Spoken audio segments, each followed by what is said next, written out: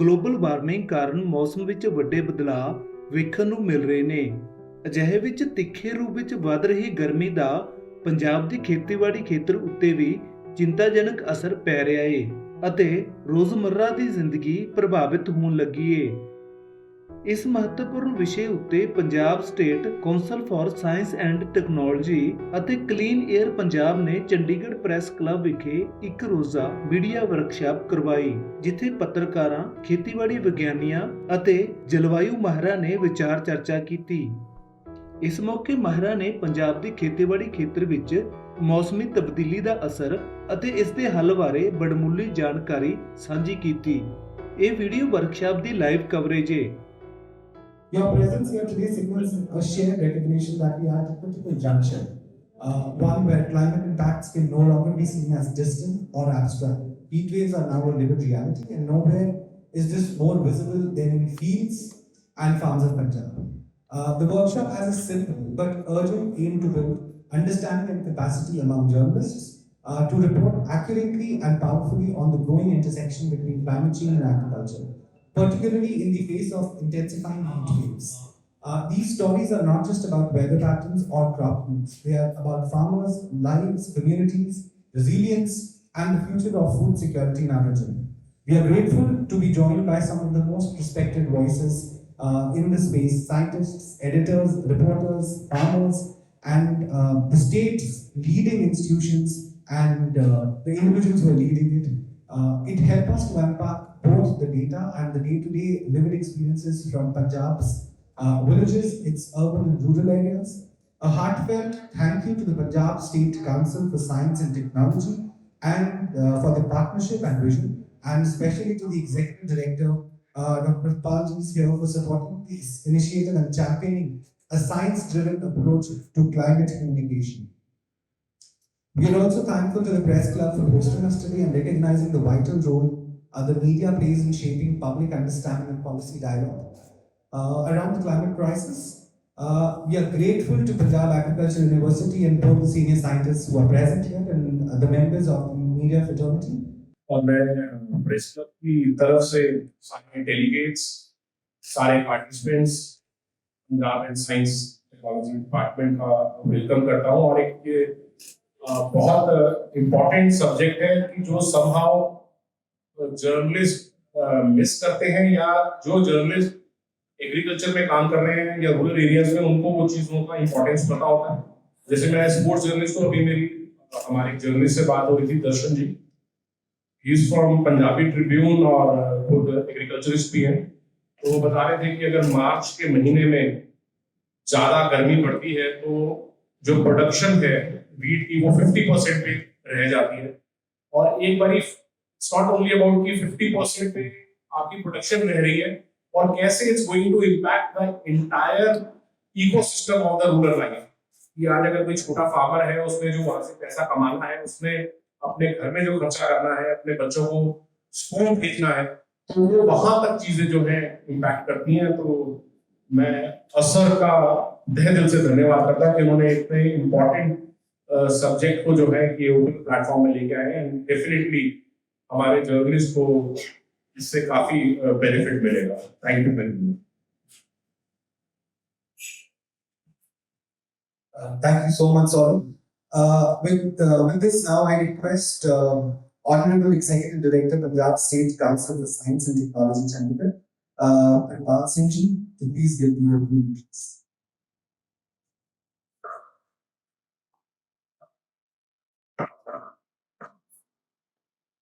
Very good morning to all of you. This is my first visit to this press club.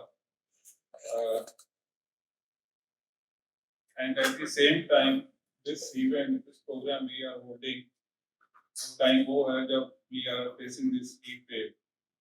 And I think पता नहीं nature ने ही ऐसे बना दिया है that we are at the same time that we are discussing also at the same time now we are facing the consequences of heat wave or wave also.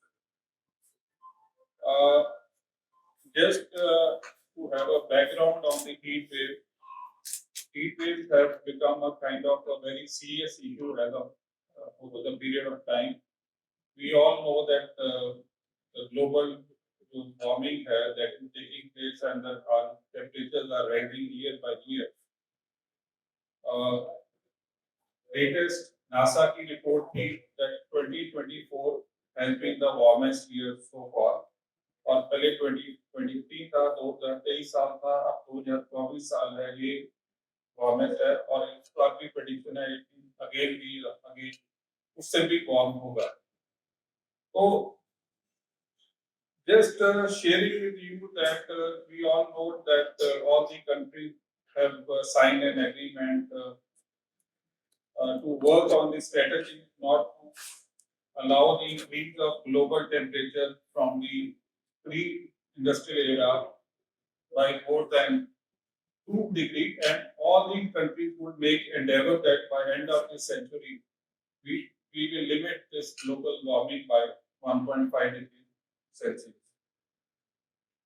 But surprisingly, last year we reached that 1.5 degrees Celsius data temperature, which is very alarming. We are facing the consequences of that.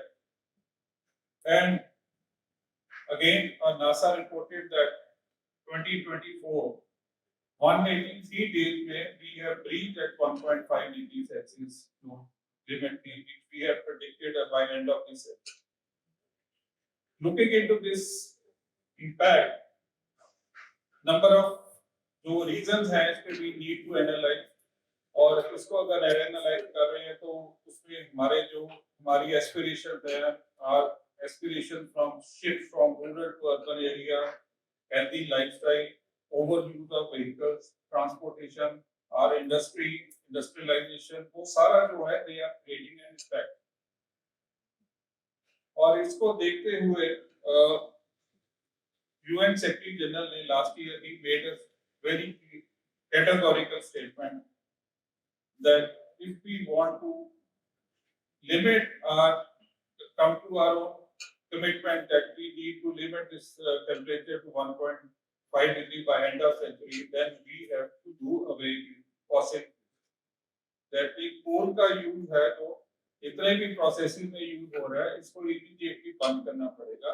So that was again a very underlined statement given by UN General Secretary last year. Antarctic पे we are again हम सोच रहे हैं अभी इसमें global जो हमारा जो glacier melting का हो रहा है उसका impact जो है क्या है वो again we are not able to understand. पिछले जो studies कह रही हैं पिछले जो almost 23 सालों में we have lost 28 trillion tons of ice. अगर इसको थोड़ा सा वॉल्यूमेट्रिकली हम सोचने की कोशिश करें, इट इज इक्विवेलेंट टू जैसे हमारा यूके एक कॉन्टिनेंट है, आइलैंड है, और उसके ऊपर 100 मीटर बर्फ की एक लेयर कॉलम खड़ा है. इतना हम आइस जो है बर्फ है वो we have already lost, which is creating our impact on the environment. इसीलिए जो टेंपरेचर चेंजेस वगैरह आ रहे हैं. Now coming back to India, again May 24 में जो राजस्थान में Churu reported highest temperature that was 15.5 degrees Celsius. और इसके साथ ही 37 cities ऐसे थे हमारे कंट्री में जो जिसमें टेम्परेचर जो था हमारा 45 डिग्री को क्रॉस किया. और when we talk about ये जो हीट वेव का कर रहे हैं, normally we consider it is about 45 degree, एक रफ जो एस्टिमेट है. सो 37 सिटीज में we reach that again temperature of 45. और इसके अलावा लास्ट ईयर ही महाराष्ट्र में कुछ स्टेट्स में कुछ एक्शन लेने पड़े that they ban the public meetings just because of this heat wave. उसकी इंटेंसिटी इतनी थी, पब्लिक को बचाने के लिए दे impose ban on the public meeting इस टाइम पीरियड में.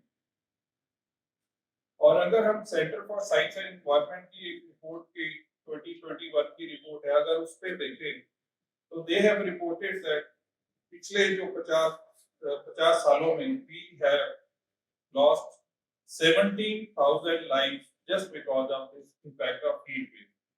तो इतना इम्पैक्ट है इसका, और जिस तरह हमारा जो ग्लोबल वार्मिंग चल रही है और उसके साथ हमारे जो टेम्परेचर इंक्रीज हो रहा है स्टेडीली, उसका जो इम्पैक्ट है ये हमारे not only on our crop और दूसरा है हमारी जो लाइवलीहुड है तो उसके ऊपर टोटली इम्पैक्ट करेगा, and we are seeing that impact already.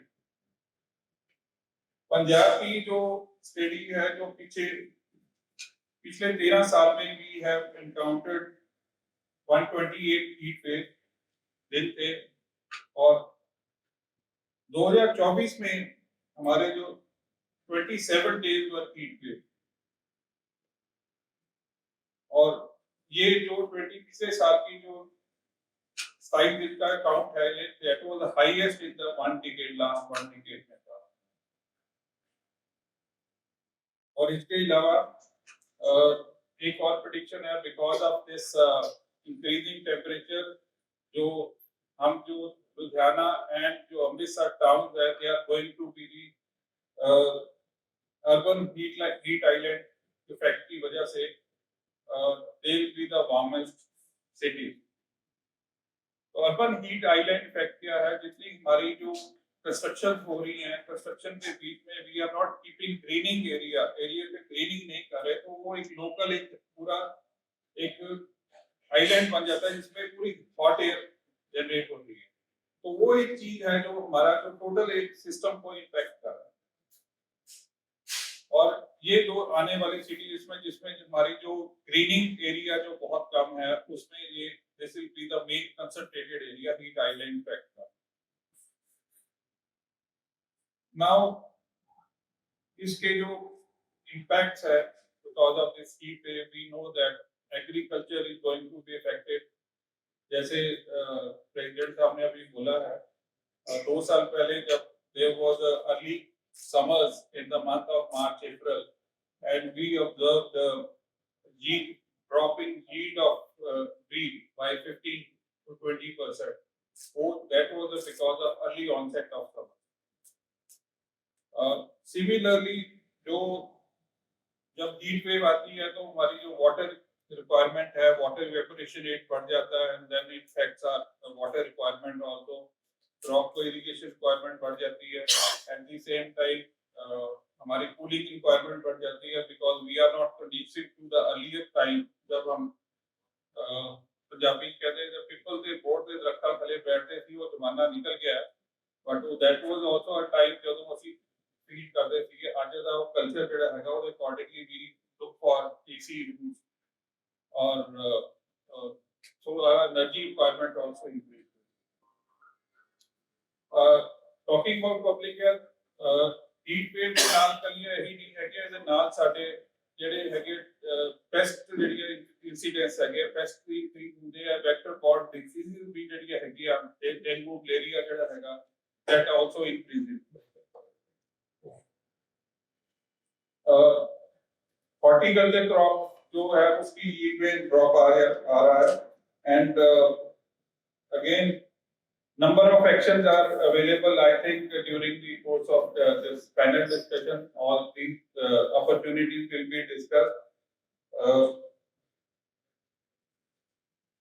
So Punjab State Council for Science and Technology, when we are working, we have a dedicated climate change knowledge center. So our role is basically to create awareness among the masses. We have been issuing some policy documents also. Recently, last year we published a state action plan on climate change. Idea was to identify the challenges in the 7 sectors: agriculture, horticulture, forest, urban transport, and industry. Talking about this cities and all that. So all these areas we identify the problem statements, and based on that, what could be the mitigative action which could be taken up. So we identify those in consultation with the stakeholder department, and we documented those. Idea is to sensitize at the same time adopt mitigatory action And wherever it is not able, we are not able to mitigate those actions, then we take adaptive actions also. Recently, amongst those actions, I would like to narrate a few. One is we all know जब ये heat wave का incidence आता है, then it जो हमारा जो not only temperature or effect, but once we have a temperature combination of temperature and humidity, then the impact is more. So looking into that, then if temperature humidity index increases goes goes beyond 72, then it affects the yield of livestock.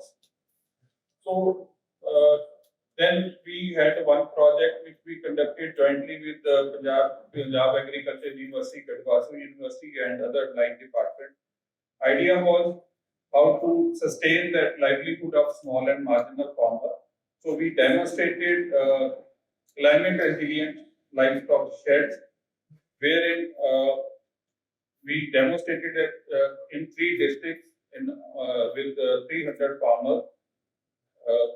The outcome was that if we adopt those climate resilient sheds, it is a kind of adaptive action.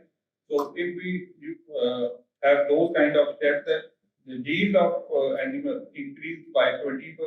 At the same time, parasitic infection also reduces by 30 to 35%. So that was the outcome of that. Similarly, in other sectors also, other policy actions and other mitigating actions are being taken up.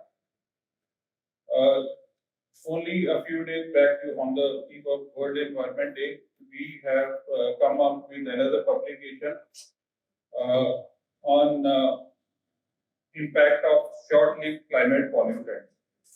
So, short-lived climate pollutants are, whenever we talk about global warming, we talk about CO2, which is resulting into this global warming, but there are other gases also which are impacting. Then there is the role of short-lived climate pollutant, which we normally are black carbon, methane, and tropospheric ozone. And there are other also then we called as short-lived climate forces like SOx, NOx, and other gases also. But their life is very short. If we look into the impact of CO2, their lifespan is they impact for a more period. But when we talk about the short-lived climate pollutant, their impact varies from few days to less than 20 years. But their global warming potential is very high. Likewise, if we talk about black carbon, their impact, their global warming potential is 3,200. If we talk from methane, their global warming impact is 21. So their impact are different. So looking into those, now we have identified those and seen the impact of these short-lived climate pollutants using the baseline of 2019 in 4 sectors, which are agriculture, industry, transport, and waste, urban waste we are talking about. So these are the 4 sectors we have identified and created a baseline. And using all the alternative, what could be the alternative to mitigate those impact of those? Likewise, if we talk about methane, we know that agriculture also produces methane. What could be the action? Could be DSR technique also, we could reduce it. Then crop diversification is again one option. Talking about black carbon, it's generated from the poor combustion of fuels. It leads to black carbon. Paddy straw burning in the field again leads to black carbon. So those could be alternatives. We have studied and modeled those and different options and looked into the various scenarios that by 2047, if we adopt these alternatives, what could be the impact of those alternatives. So that report has recently been launched. It is available on our website. Have you put on that? So it was launched on 5th of June. So we will be putting up on the website. All our literature and the action activities are available on our website. Going beyond, then we know that all the the literature relating to climate change and terminology we are talking about again is English. So just to make people aware, we have recently translated those terminologies in vernacular language.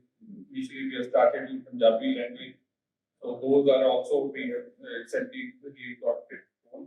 Just to make people aware so that they could understand the terminology and then relate to the impact of those climate change. So these are the initiatives we are taking up. I think rest would be discussed in the panel discussion in the coming time. So what I foresee from all of you is you being the thought bearer and you know how the media impact of media, digital talk or digital or otherwise. So their impact is huge on the public. So we would see the crucial role of all the media people and all the I think कुछ farmers भी आए हैं मुझे भी आए हैं तो उन्होंने ਨੂੰ ਸਮਝਾਣਾ और उन्होंने to bring forward take forward this message and come up with the strategies or what important है and we foresee close relation we are always available to share our idea and let us work together to make this system sustainable and make it a Punjab's climate friendly. Thank you. All the details that has come through are really, really helpful. Some of them, like what you said, we very, we also agree that it is important to simplify the language and the climate. Because till the time we simplify it, we'll not be able to take it to a lot of people. I think it's a great news that now we have it available from the department in Punjabi as well. And as we engage with master trainers across Punjab, we will ensure that we take that program ahead. With this, I would like to call Dr. T.K. Kingra, who is the head of the Department of Climate Change and Agriculture, Meteorology, Punjab Agriculture University, Ludhiana. Ma'am will take us through exactly in a very academic manner that what is, how is it the heat waves and the irregular rainfall are impacting Punjab's agriculture. Ma'am. Hot topic of heat waves because presently we are facing the situation of heat waves in the region from last few days. So we must know what are heat waves, how they are caused, what is their impact, and how we can manage them. So heat wave is basically a period of abnormally high temperature. When temperature of any place is significantly higher than its normal, or you can say average values, and it persists for at least 2 to 3 days, we call that a heat wave. And if we see the scenario in India, we are experiencing increasing trend of heat waves during the recent years, which is mainly taking place due to global warming or climate change. So usually in northern India, heat waves occur from April to June. But from recent years, maybe because of global warming, the heat waves, they mostly start earlier and they stay longer. So the duration of heat waves, that is increasing. And if we see in general, winters are shrinking and summers are expanding in our region. So, and if we recall the severe heat wave of 2022 during March and April, so it had many adverse impacts in the region, especially crop productivity. Like already told by Sir, there was loss of wheat productivity by 15 to 20%. So these heat waves, they have many impacts on, you can say, all aspects of life. And if we see the criteria for heat wave, which is followed by IMD, so either it is based on departure from normal temperature or based on actual maximum temperature. So threshold temperature for the plains when it reaches 40 degree or above, and its departure from average temperature is between 4.5 to 6.4 degrees centigrade. We call that heat wave. Like presently we are experiencing. Like yesterday, we observed maximum temperature of 44.6 degrees centigrade at Ludhiana, and normal for yesterday was 39 degrees centigrade. So it was above 40 and it was 5.6 degrees centigrade higher than normal. So that is a heat wave. And when departure increases beyond 6.4, so either 6.5 degrees centigrade or higher, then we call that severe heat wave. And this threshold for hilly regions, that is 30 degree, and with same departure of temperature, we can call that heat wave or severe heat wave. And other criteria is based on actual maximum temperature. So when actual maximum temperature of any place reaches, or you can say exceeds 45 degrees centigrade, we call that heat wave. And when it reaches 47 degrees centigrade or higher, that is severe heat wave. And in the coastal regions, that is threshold is 37 degrees centigrade, and when it is above normal by 4.5 degrees centigrade, again that is a heat wave. So these criteria are followed by IMD to define or declare heat wave. So if we see the causes of heat wave, why they have increased now? So there are many causes, but the major cause already discussed, global warming and climate change. Because whatever activity we are making, the human beings, in the name of development, we have started many activities. So all those activities, they are leading to emission of greenhouse gases in the atmosphere, which is leading to global warming, and they add to more intense heat waves. So we can say that global warming and climate change, that is the most important factor which is leading to intensification of heat waves. And in addition to this, there are many synoptic situations or other factors which lead to heat waves, like high atmospheric pressure systems. Because whenever there are high pressure systems, they are associated with clear sky and calm conditions. So when there are clear sky conditions, no clouds, then we get intense solar radiation. And under calm conditions, there is no movement of heat energy. So whenever high pressure systems are there, so that add to heat waves because there is no movement of thermal energy and they are favorable for trapping the warming, leading to heat wave conditions. Then changes in wind patterns. So as global warming is taking place, so that is affecting pressure patterns, and pressure patterns, they are further affecting wind patterns. So because of alterations in wind patterns, there may be transportation of warm air from one region to other, which can add to heat wave at some places. Then drought and dry conditions. So whenever there are drought and dry conditions, again sky is clear, more intense incoming radiation, and there is lack of moisture in the soil. When moisture is deficit, then soil gets heated up quickly as compared to moist soil. So again that adds to heat wave. Then sometimes geography or topography of some places is like this, that is favorable for heat wave. Maybe landlocked valleys or areas surrounded by high mountains or sun facing slopy areas. So they add to heat wave by trapping more air. Then urbanization, as cities are expanding, population density in the cities is higher, there is more vehicular pollution, there is more concrete surface, vegetation is lacking. So whenever such conditions are there, such surfaces, the concrete surfaces, they absorb and retain more heat as compared to the soil surface. So that is resulting into urban heat islands. So which have significantly higher temperature as compared to the surrounding rural areas.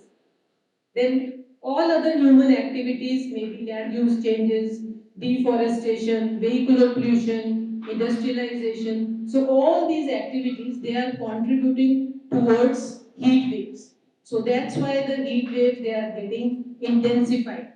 So frequency, intensity and duration of heat waves, that is increasing now because of all these reasons.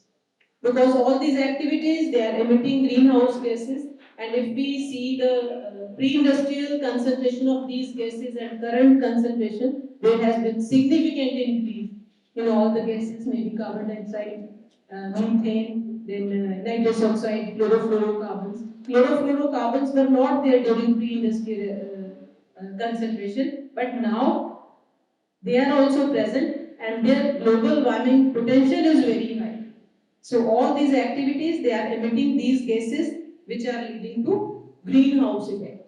Basically, greenhouse effect is that these gases, they are transparent to the shortwave radiation which we receive from sun. So the heat reaches the earth's surface, but the long wave radiation which is emitted by earth, that is absorbed by these gases. So these gases don't allow the emitted radiation to escape to the upper atmosphere. So that is absorbed and retained near the earth's surface, which we call as greenhouse effect. And this is mainly leading to global warming.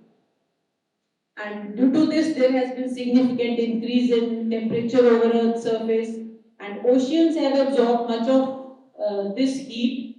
And the top 700 meter of ocean, they are showing warming of around 0.4 degree Fahrenheit. And glaciers, they are retreating almost everywhere over the globe. And since 2002, Antarctic ice mass is decreasing at the rate of 147 gigatons per year and Greenland at 279 gigatons per year. So glaciers, they are melting and there has been rise in sea level. And if we see the rate of rise in sea level during 93 to 2024, it's about 3.3 millimeter per year. So sea levels, they are rising, which are very dangerous for the coastal regions, especially. Then frequency and intensity of extreme weather events, maybe heat waves, floods, droughts, that is increasing. And if we see the predictions under the present scenarios, the climate change is likely to get intensified in the coming years. Like IPCC has predicted that there will be increase in temperature by 1.8 to 6.4 degrees centigrade by the end of present century. Although magnitude may vary over different locations, but the range is 1.8 to 6.4 degrees centigrade. And over South Asia, if we see the trends, so there can be increase in temperature by 1.2 to 4.3 degrees centigrade. But it will depend on emission scenarios. Like if emissions are less, if we can have some control on the emissions, then increase will be less. Otherwise, increase will be higher. Similar is the case with precipitation. And in case of India also, there is prediction of increase in temperature by 1 to 4.2 degrees centigrade. And similarly, precipitation, but again, it will vary under different emission scenarios.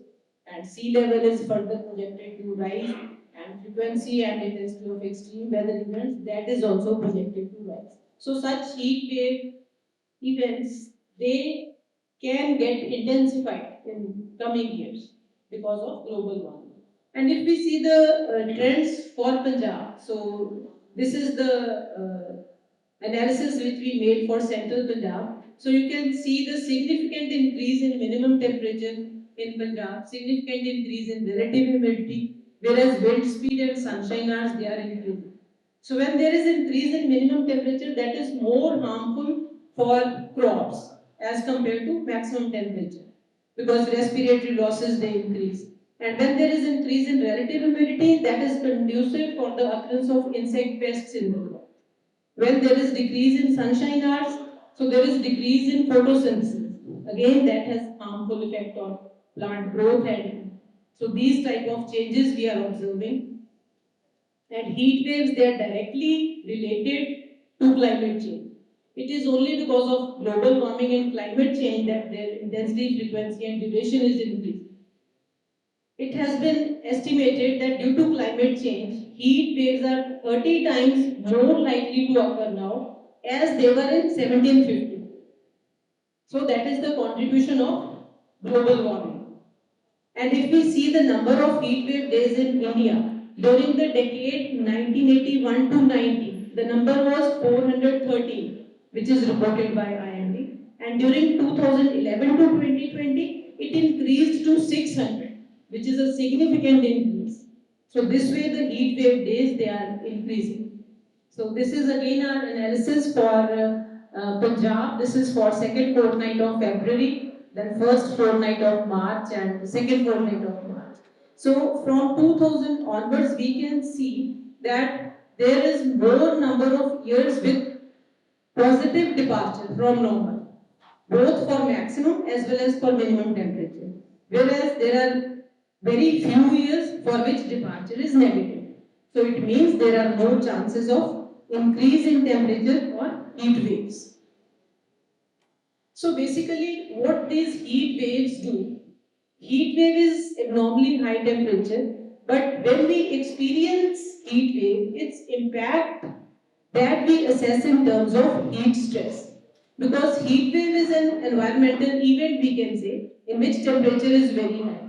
But the physiological response to heat wave may be by plants or animals or human beings. So that is heat stress.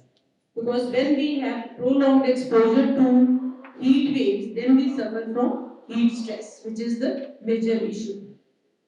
So basically, our bodies or plants, they have natural mechanisms to regulate their temperature.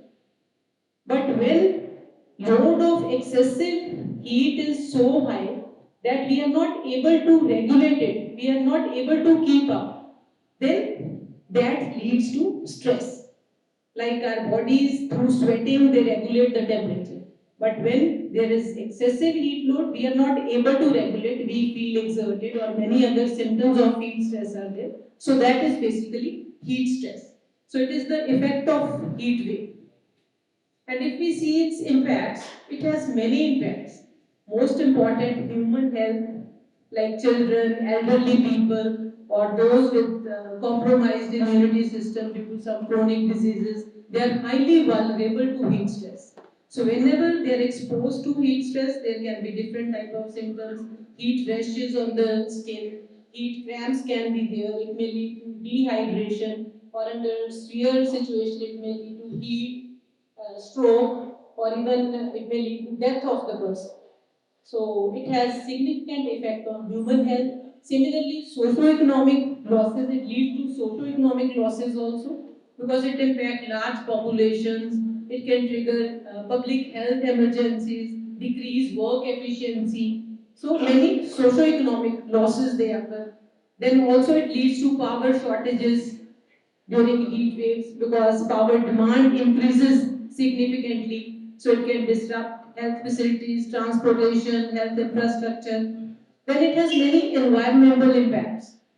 Heat wave itself is a, you can say, extreme event or disaster, but it can increase the risk of other disasters like drought conditions or wildfires. Whenever there are hot and dry conditions, and when they are associated with strong winds, there are no chances of wildfires. So they can lead to other disasters. And it also intensifies urban heat island effect, and it can affect natural ecosystems, habitats. Then it affects air quality. It may worsen air quality. One is that ground level ozone production increases during heat waves, because chemical reactions they increase, and because of more air conditioning and other reasons there are more emissions. So that leads to deterioration of air quality. Then energy sector is highly affected. It increases energy demand. It may even hamper energy production, because cold water is required in the power plants for cooling. So temperature of that water increases. So it may even hamper energy production also. Then livestock, as already told by sir, there are increased chances of heat stress in livestock, because when temperature humidity index increases, then it becomes difficult for animals or even human beings to cope up with the situation. So it may lead to slower growth rates and decreased milk production. And agriculture, it increases crop water requirements under hot and dry conditions, and crop yields they are adversely affected. Because in case of agriculture, transpiration increases from plants beyond the recouping levels. Plants build, plants die, so it leads to losses. Then dry and hot winds, when they coincide with the grain filling period of the crop, then it leads to shriveled grain. So that reduces the quality as well as quantity of produce. Again, that is very harmful. Then there can be shedding of roots, leaves, or drying of water resources. Then loss of water by evaporation from irrigation channel. So significant reductions in crop yield take place because of these heat waves. So here we can see the effect of weather variability, or you can say heat wave on wheat yield. Like during 2011-12, there was record highest yield of 53.7 quintals per hectare in central Punjab, because usually it has been observed that during the month of March, when temperature is below normal and number of rainy days are less, then yield is very good. So these conditions prevailed during 2011-12. So we got record highest yield. But during 21-22, there was severe heat wave which reduced the crop yield. So for central region, it was 42.7 quintals per hectare. So about 11 quintal per hectare lower than 2011-12. So that is the effect of heat wave. And if we see other impacts, like we analyzed monthly data for central Punjab for temperature, and we observed that increase in minimum temperature, although it is increasing during all the months, but its increase was highest during maturity period of Rabi and Kharif month, that is during March, April, and during September, October. So which is more harmful for the crops. It may reduce yield significantly, and increase in temperature may also lead to pollen sterility, forced maturity. It reduces the crop duration, again yield quality and quantity decreases. And increase in temperature and erratic rain patterns, they may increase crop water requirements. And increase in temperature leads to significant reduction in crop yield. Because rains are also becoming highly erratic these days. Like if we see the monsoon rain in Punjab from 2000 onwards, there are only 2 years during which we received excess rain, and there were 11 years during which we received deficit rains. So rain amount as well as its distribution, that is getting altered. Like in one day we get very high rain, then for many days we have a long dry spell, which is again harmful for the water resources of our region, because otherwise in earlier time we used to get slow rain for many days, which we used to call as chadi in Punjabi. So that was very good for recharging of soil water. But now there is flood-like situation in one day, and after that there is long dry spell. We have to irrigate the crops again, which puts pressure on water resources. So it is very important to prevent or manage this heat stress. So usually we see advisories from different departments, that is how we can prevent heat stress. So there are some you can say personal efforts through which we always guide people, like stay hydrated, avoid strenuous activities during peak hours, seek shade, and avoid exposure during peak hours.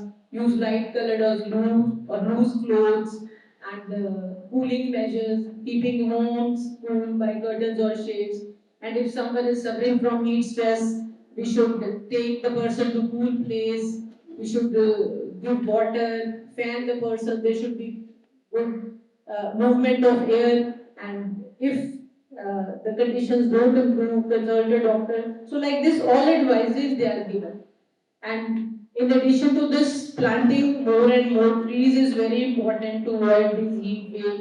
And we need to increase energy efficiency so that we can reduce the excessive load on electricity during heat wave days. But there are many community measures which are, I think, very important, like there should be heat wave alerts and early warning systems available to the people, like many departments, especially India Meteorological Department, that is preparing heat wave alerts or any for any other weather activity, weather disaster. So here you can see this uh,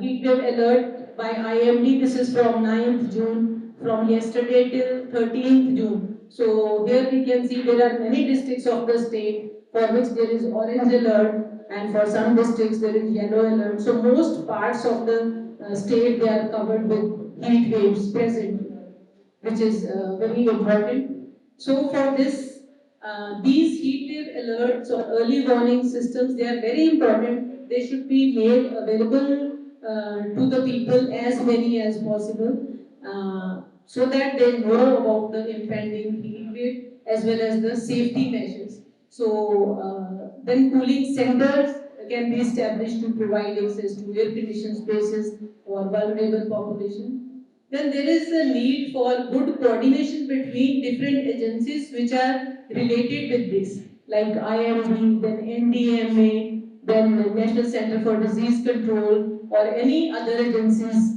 which are related. They should be well coordinated so that we can manage the situation. Medical facilities should be upgraded, and there should be administrative measures also to disseminate this information, maybe to schools or to offices, so that common people know about this, how the heat waves are going to happen, and what are the safety measures.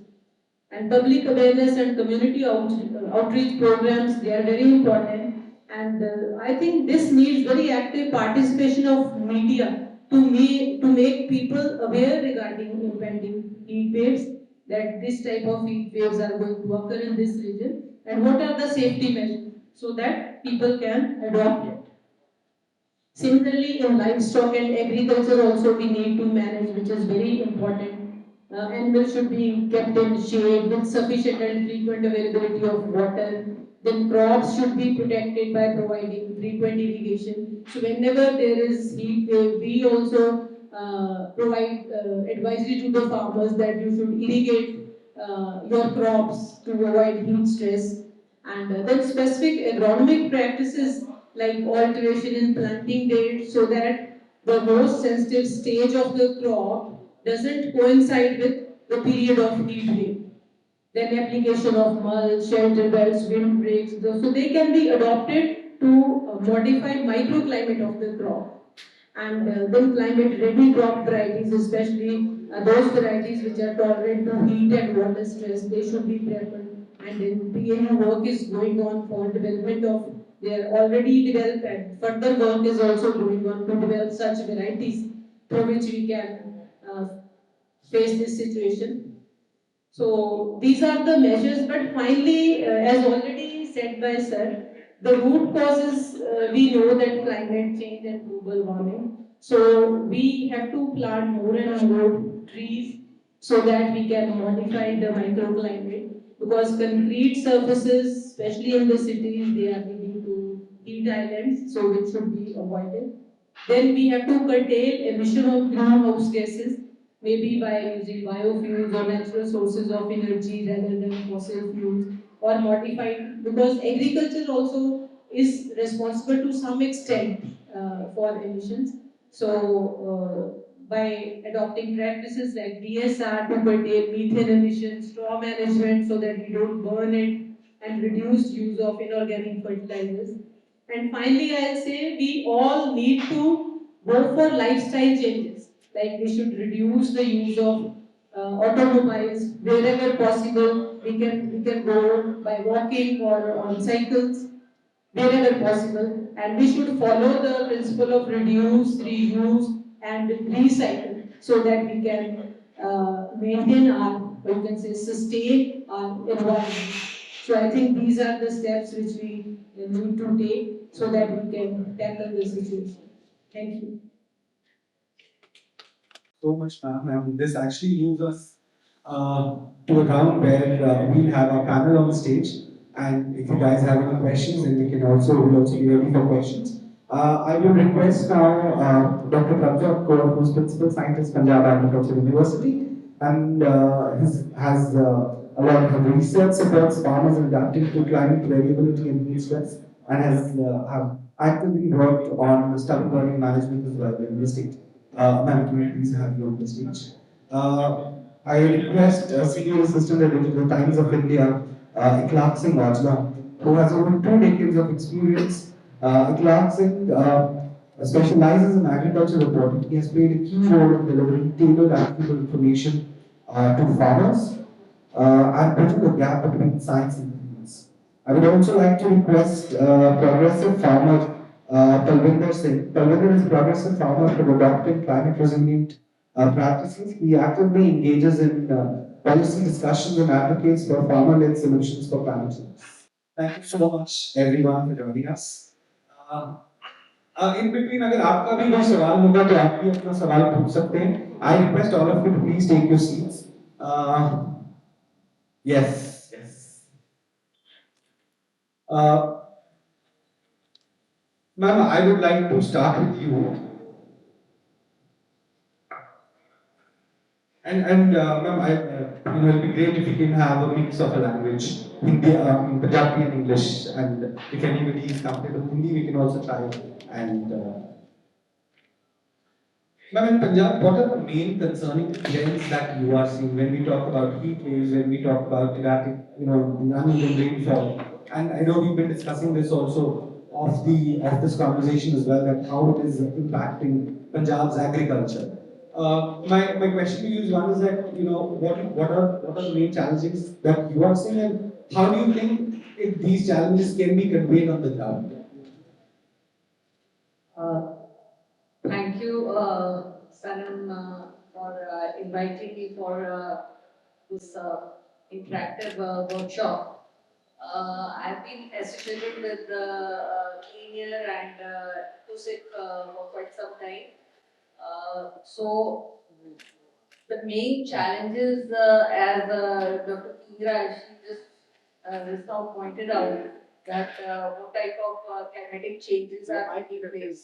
So we have also been conducting work on climate change analysis in Punjab, and we find that as we were talking about heat waves, so we are currently doing one study in Punjab in which we are seeing that since 1950s to the present time, if you go in for this decadal, you count the number of days when the heat waves were occurring, that has been increasing. But on the other side, we also did the cold wave analysis.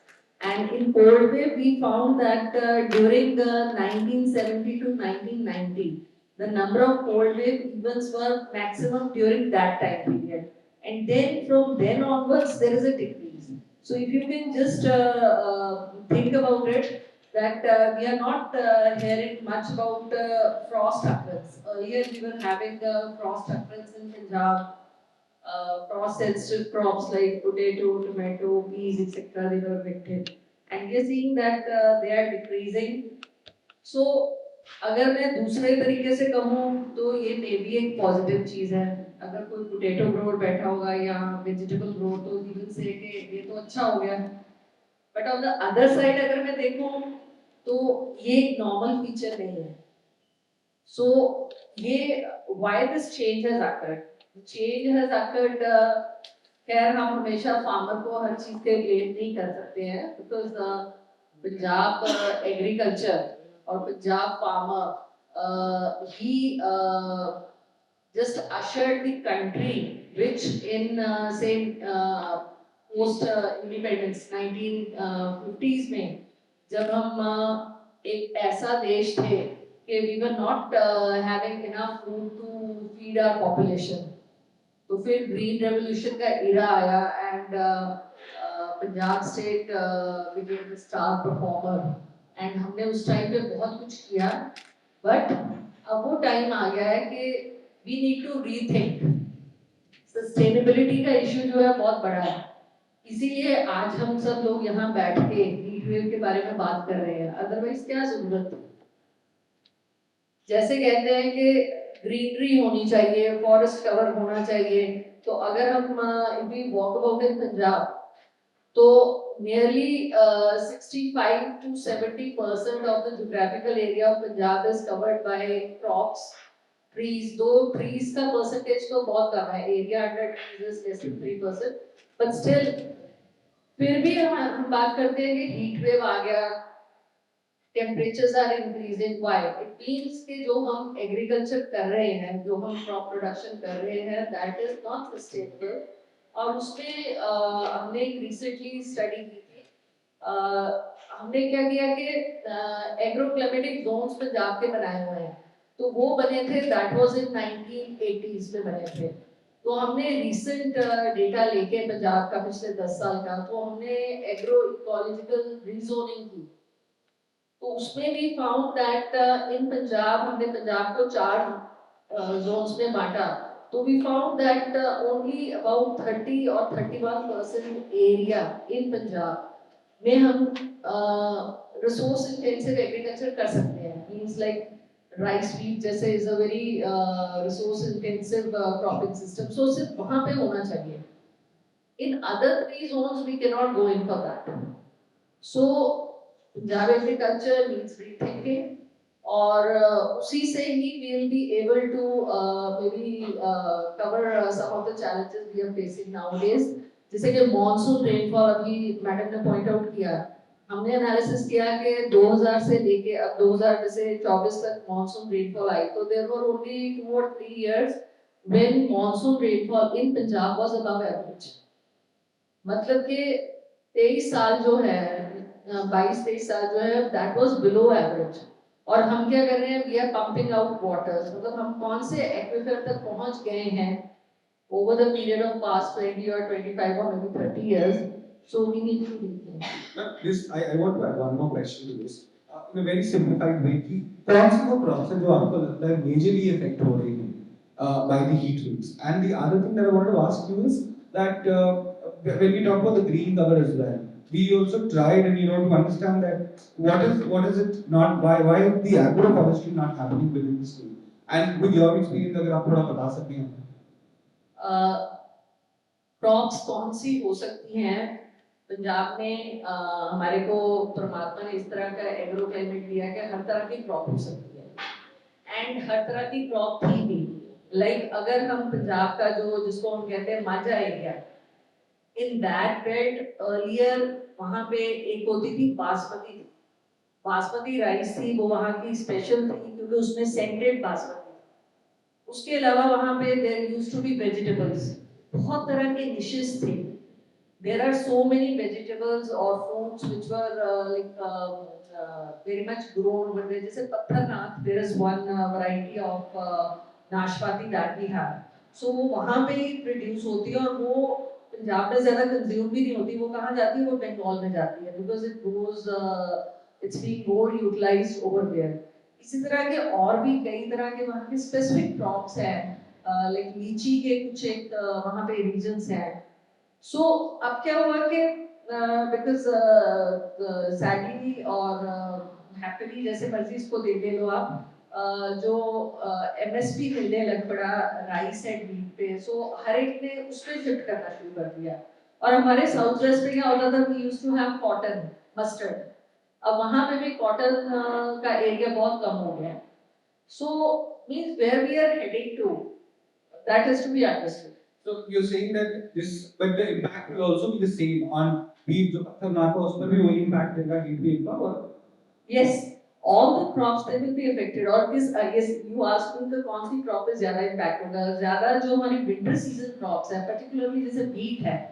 So अभी madam ने अपनी presentation में एक slide भी दिखाई थी कि wheat पे किस तरह impact आ रहा है। So wheat, yes, it is one crop which is very much going to be affected by heat waves. And on the agroforestry, what do you think that is there a potential, or there's no willingness? How does it? Agroforestry जो Punjab government की नई agriculture policy आई है, उसमें they are planning to put more area under forestry. कुछ साल पहले एक मुखर्जी इंडेक्स आया था, उसमें पंजाब के सॉरी इंडिया के जितने भी स्टेट्स हैं उनकी रैंकिंग की गई थी as per how they are agro ecologically sustainable. तो उसमें वेरी सैड टू से कि पंजाब वहाँ नीचे था। सो मीन्स अब हमें वो जो हम नीचे पहुंच गए हैं, ओनली थोड़ा area coming under forest, may be under the fruit trees और whatever, that needs to be. Thank you.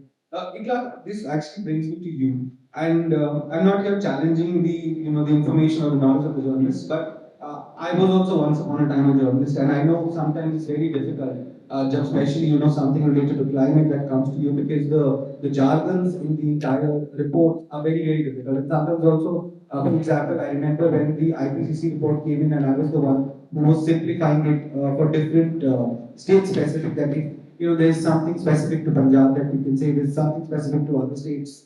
And I've spoken to Anjal Prakash then that how do we ensure that whatever we speak of India as well, especially when the report has come out and to the media, and it is just carried out very clearly that which becomes more specific to the state and also the reporters understand. And I've also encountered times where I've received calls from very senior journalists as well sometimes that we are not understanding what you're saying because it has a lot of sometimes you have formulas, sometimes you have calculations. So what do you think, what are the main challenges for journalists while they have to report on climate related impacts on agriculture or in general in Punjab?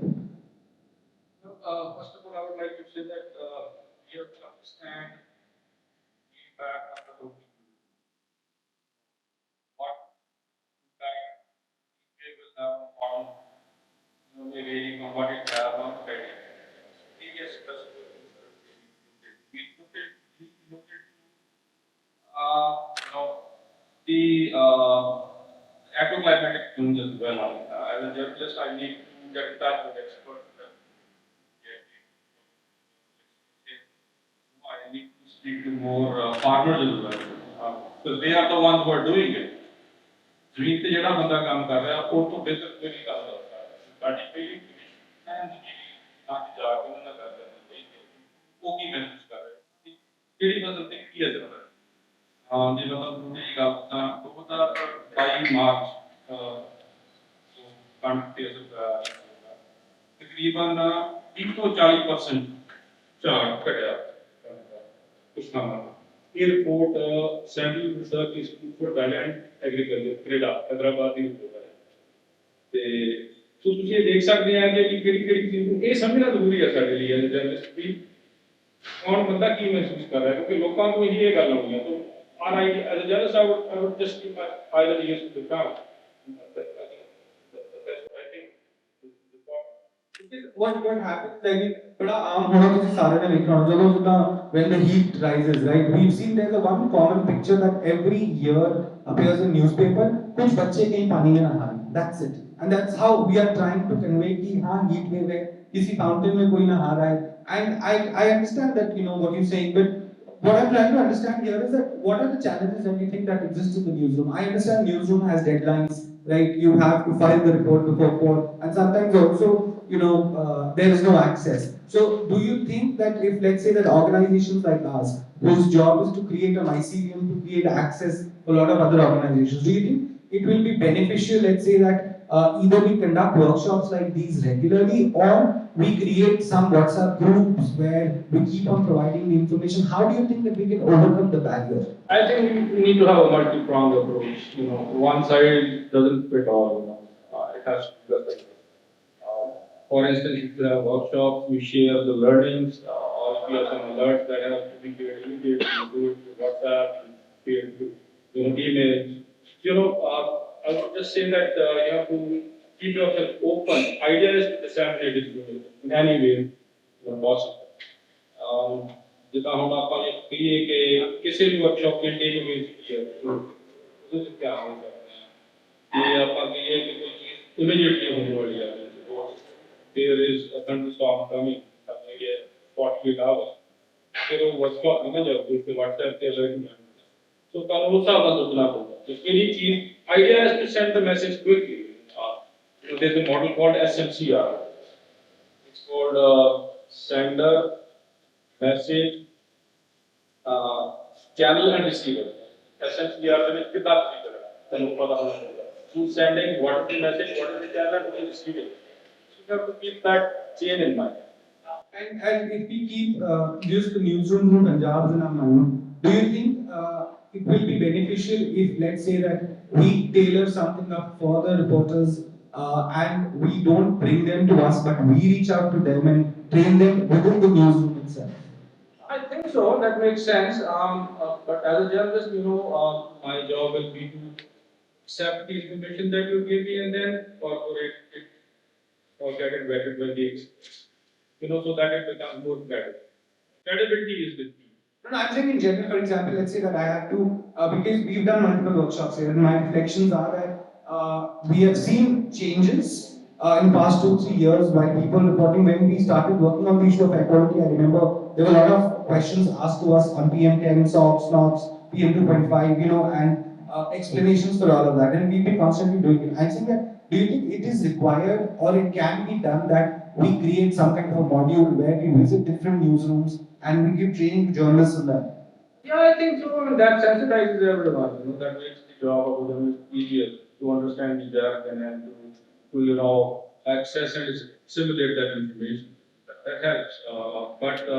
If somebody's been covering their field for a while, I mean, for them it will be easier. They will be encountering the experts more often. They'll be talking to them. Also getting a lot of handouts. They'll be reading themselves. So, no harm in doing that. ਪਰਿੰਦਰ ਜੀ as a farmer ਤੁਹਾਨੂੰ ਕੀ ਲੱਗਦਾ ਕਿ ਜਿਹੜੀ direct impact ਤੁਸੀਂ ਕੀ ਮਹਿਸੂਸ ਕੀਤੇ ਨੇ ਮਤਲਬ on the agriculture on your field what is that direct impact ਤੁਹਾਨੂੰ ਲੱਗਦਾ ਜਿਹੜਾ ਹੀਟ ਵੇਵ ਦੇ ਕਰਕੇ ਆਇਆ ਹੈ ਜਾਂ ਜਿਹੜਾ ਅਨਈਵਨ ਰੇਨਫਾਲ ਜਿਹੜੇ ਹੋਏ ਨੇ ਕੁਝ ਸਾਲਾਂ ਤੋਂ ਹੋਇਆ ਸਰ ਜਿਹੜਾ ਹੀਟ ਵੇਵ ਦਾ ਡਾਇਰੈਕਟ ਇੰਪੈਕਟ ਆ ਜਿੱਦਾਂ ਕਣਕ ਦੀ ਬਿਜਾਈ ਹੁੰਦੀ ਆ ਕਿਉਂਕਿ ਪੈਡੀ ਦੀ ਡੇਟ ਫਿਕਸ ਸੀਗੀ ਉਹ ਪੈਡੀ ਲੇਟ ਹੋਣ ਨਾਲ ਕਣਕ ਵੀ ਲੇਟ ਬਿਜਾਈ ਹੁੰਦੀ ਕਿਉਂਕਿ ਟੈਂਪਰੇਚਰ ਹਾਈ ਰਹਿੰਦਾ ਜੇ ਉਸ ਟਾਈਮ ਤੇ ਨਵੰਬਰ ਦੇ ਵਿੱਚ ਜਾਂ ਅਕਤੂਬਰ ਬਿਜਾਈ ਕਰ ਦਿੰਦੇ ਆ ਤਾਂ ਜਿਹੜੀ ਉਹਦੀ ਗਰਮੀ ਕਰਕੇ ਕਣਕ ਸਹੀ ਨਹੀਂ ਹੁੰਦੀ ਤੇ ਅਸੀਂ ਜਦੋਂ ਉਹਨੂੰ ਲੇਟ ਕਰਦੇ ਆ ਤੇ ਅੱਗੇ ਜਾ ਕੇ ਮਾਰਚ ਟੈਂਪਰੇਚਰ ਜ਼ਿਆਦਾ ਹੋ ਜਾਂਦਾ ਜਿਹੜੇ ਸਾਲਾਂ ਦੇ ਵਿੱਚ ਮਾਰਚ ਦੇ ਵਿੱਚ ਟੈਂਪਰੇਚਰ ਜ਼ਿਆਦਾ ਹੁੰਦਾ ਤੇ ਉਸ ਸਮੇਂ ਜਿਹੜਾ ਜਦੋਂ ਦਾਣਾ ਬਣਦਾ ਤੇ ਉਹ ਜਿਹੜੀ ਹੀਟ ਵੇਵ ਤੇ ਆ ਜਾਂਦੀ ਹੈ ਤਾਂ ਝਾੜ ਬਹੁਤ ਜ਼ਿਆਦਾ ਥੱਲੇ ਚਲਾ ਜਾਂਦਾ ਤੇ ਜਿਹੜਾ ਕਲਾਈਮੇਟ ਚੇਂਜ ਹੋ ਰਿਹਾ ਉਹਦੇ ਨਾਲ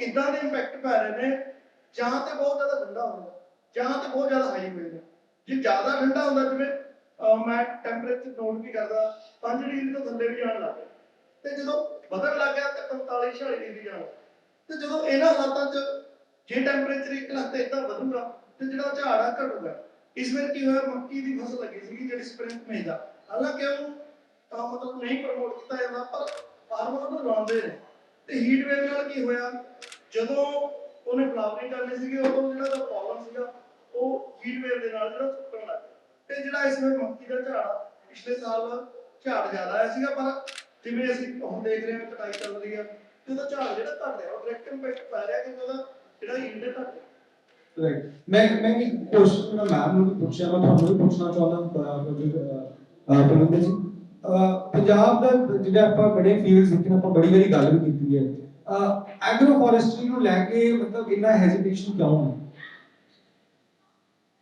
ਸਰ ਐਕਚੁਅਲੀ ਜਿਹੜਾ ਹੈਗਾ ਜਿਵੇਂ ਮੈਡਮ ਨੇ ਦੱਸਿਆ ਸੀਗਾ ਵੀ ਐਮਐਸਪੀ ਬਹੁਤ ਜ਼ਿਆਦਾ ਵੇਰੀਏਸ਼ਨ ਕਰਦੇ ਐਮਐਸਪੀ ਕਰਕੇ ਇੱਕ ਮਾਈਂਡਸੈਟ ਹੋ ਗਿਆ ਵੀ ਝੋਨਾ ਹੀ ਜ਼ਿਆਦਾ ਜਿਹੜਾ ਹੈਗਾ ਉਹ ਬੈਨੀਫਿਸ਼ੀਅਲ ਹੈ ਤੇ ਉਹ ਜਿਹੜਾ ਕਿਸਾਨ ਆ ਉਹ ਝੋਨੇ ਦੇ ਉੱਤੇ ਆ ਗਿਆ ਤੇ ਜਿਹੜੀ ਐਗਰੋ ਫੋਰੈਸਟਰੀ ਦੇ ਜਿਹੜੇ ਦੂਜੀਆਂ ਫਸਲਾਂ ਜਿਹੜੀਆਂ ਪੁਰਾਣੀਆਂ ਫਸਲਾਂ ਦੀ ਉਹ ਹੌਲੀ ਹੌਲੀ ਅਸੀਂ ਉਹਨਾਂ ਨੂੰ ਵੀ ਛੱਡਦੇ ਜਾ ਰਹੇ ਜਿੱਦਾਂ ਕਾਟਨ ਮਿਲਟ ਆ ਉਹ ਵੀ ਪੈਡੀ ਦੇ ਥੱਲੇ ਆ ਗਈ ਤੇ ਜਿਹੜੀ ਤੁਸੀਂ ਤਾਂ ਐਗਰੋ ਫੋਰੈਸਟਰੀ ਦੀ ਗੱਲ ਕਰੀਏ ਜੇ ਜਿਹੜੇ ਸੜਕਾਂ ਦੇ ਉੱਤੇ ਵੀ ਦਰਖਤ ਨੇ ਲੋਕਾਂ ਨੇ ਉਹ ਵੀ ਕੱਟਦੇ ਤੇ ਉਹ ਜਿਹੜੀ ਵਿੰਡ ਬ੍ਰੇਕ ਹੈ ਤਾਂ ਇਸ ਵੇਲੇ ਹਨੇਰੀਆਂ ਜ਼ਿਆਦਾ ਆਈਆਂ ਕਿਉਂਕਿ ਵਿੰਡ ਬ੍ਰੇਕ ਕੋਈ ਹੈ ਨਹੀਂ ਸੋ ਉਹਦੇ ਕਰਕੇ ਜਿਹੜਾ ਕਲਾਈਮੇਟ ਦੇ ਉੱਤੇ ਅਸਰ ਪੈ ਰਿਹਾ ਹੀਟ ਵੇਵ ਦਾ ਵੀ ਅਸਰ ਪੈ ਰਿਹਾ ਤੇ ਇਦਾਂ ਦਾ ਮੌਸਮ ਬਣ ਗਿਆ ਇਮੀਡੀਏਟਲੀ ਪਤਾ ਲੱਗਦਾ ਵੀ ਅੱਜ ਹਨੇਰੀ ਆ ਉਹ ਜਿਹੜੀਆਂ ਪਹਿਲਾਂ ਸੀ ਇੱਕ ਚੀਜ਼ ਪਤਾ ਹੁੰਦਾ ਸੀਗਾ ਜੇ ਕੁਝ ਪੁਰਾਣੇ ਜਿਹੜੇ ਹੈਗੇ ਉਹਨਾਂ ਨੂੰ ਪਤਾ ਵੀ ਇੱਕ ਜੇ ਦੇਸੀ ਮਹੀਨੇ ਦੀ ਗੱਲ ਕਰਾਂ ਭਾਦੋਂ ਦੀ ਗੱਲ ਕਰਾਂ ਭਾਦੋਂ ਦੇ ਵਿੱਚ ਇੱਕ ਆਮ ਧਾਰਨ ਦੀ ਵੀ ਭਾਦੋਂ ਦੇ ਗੱਤ ਹੁੰਦਾ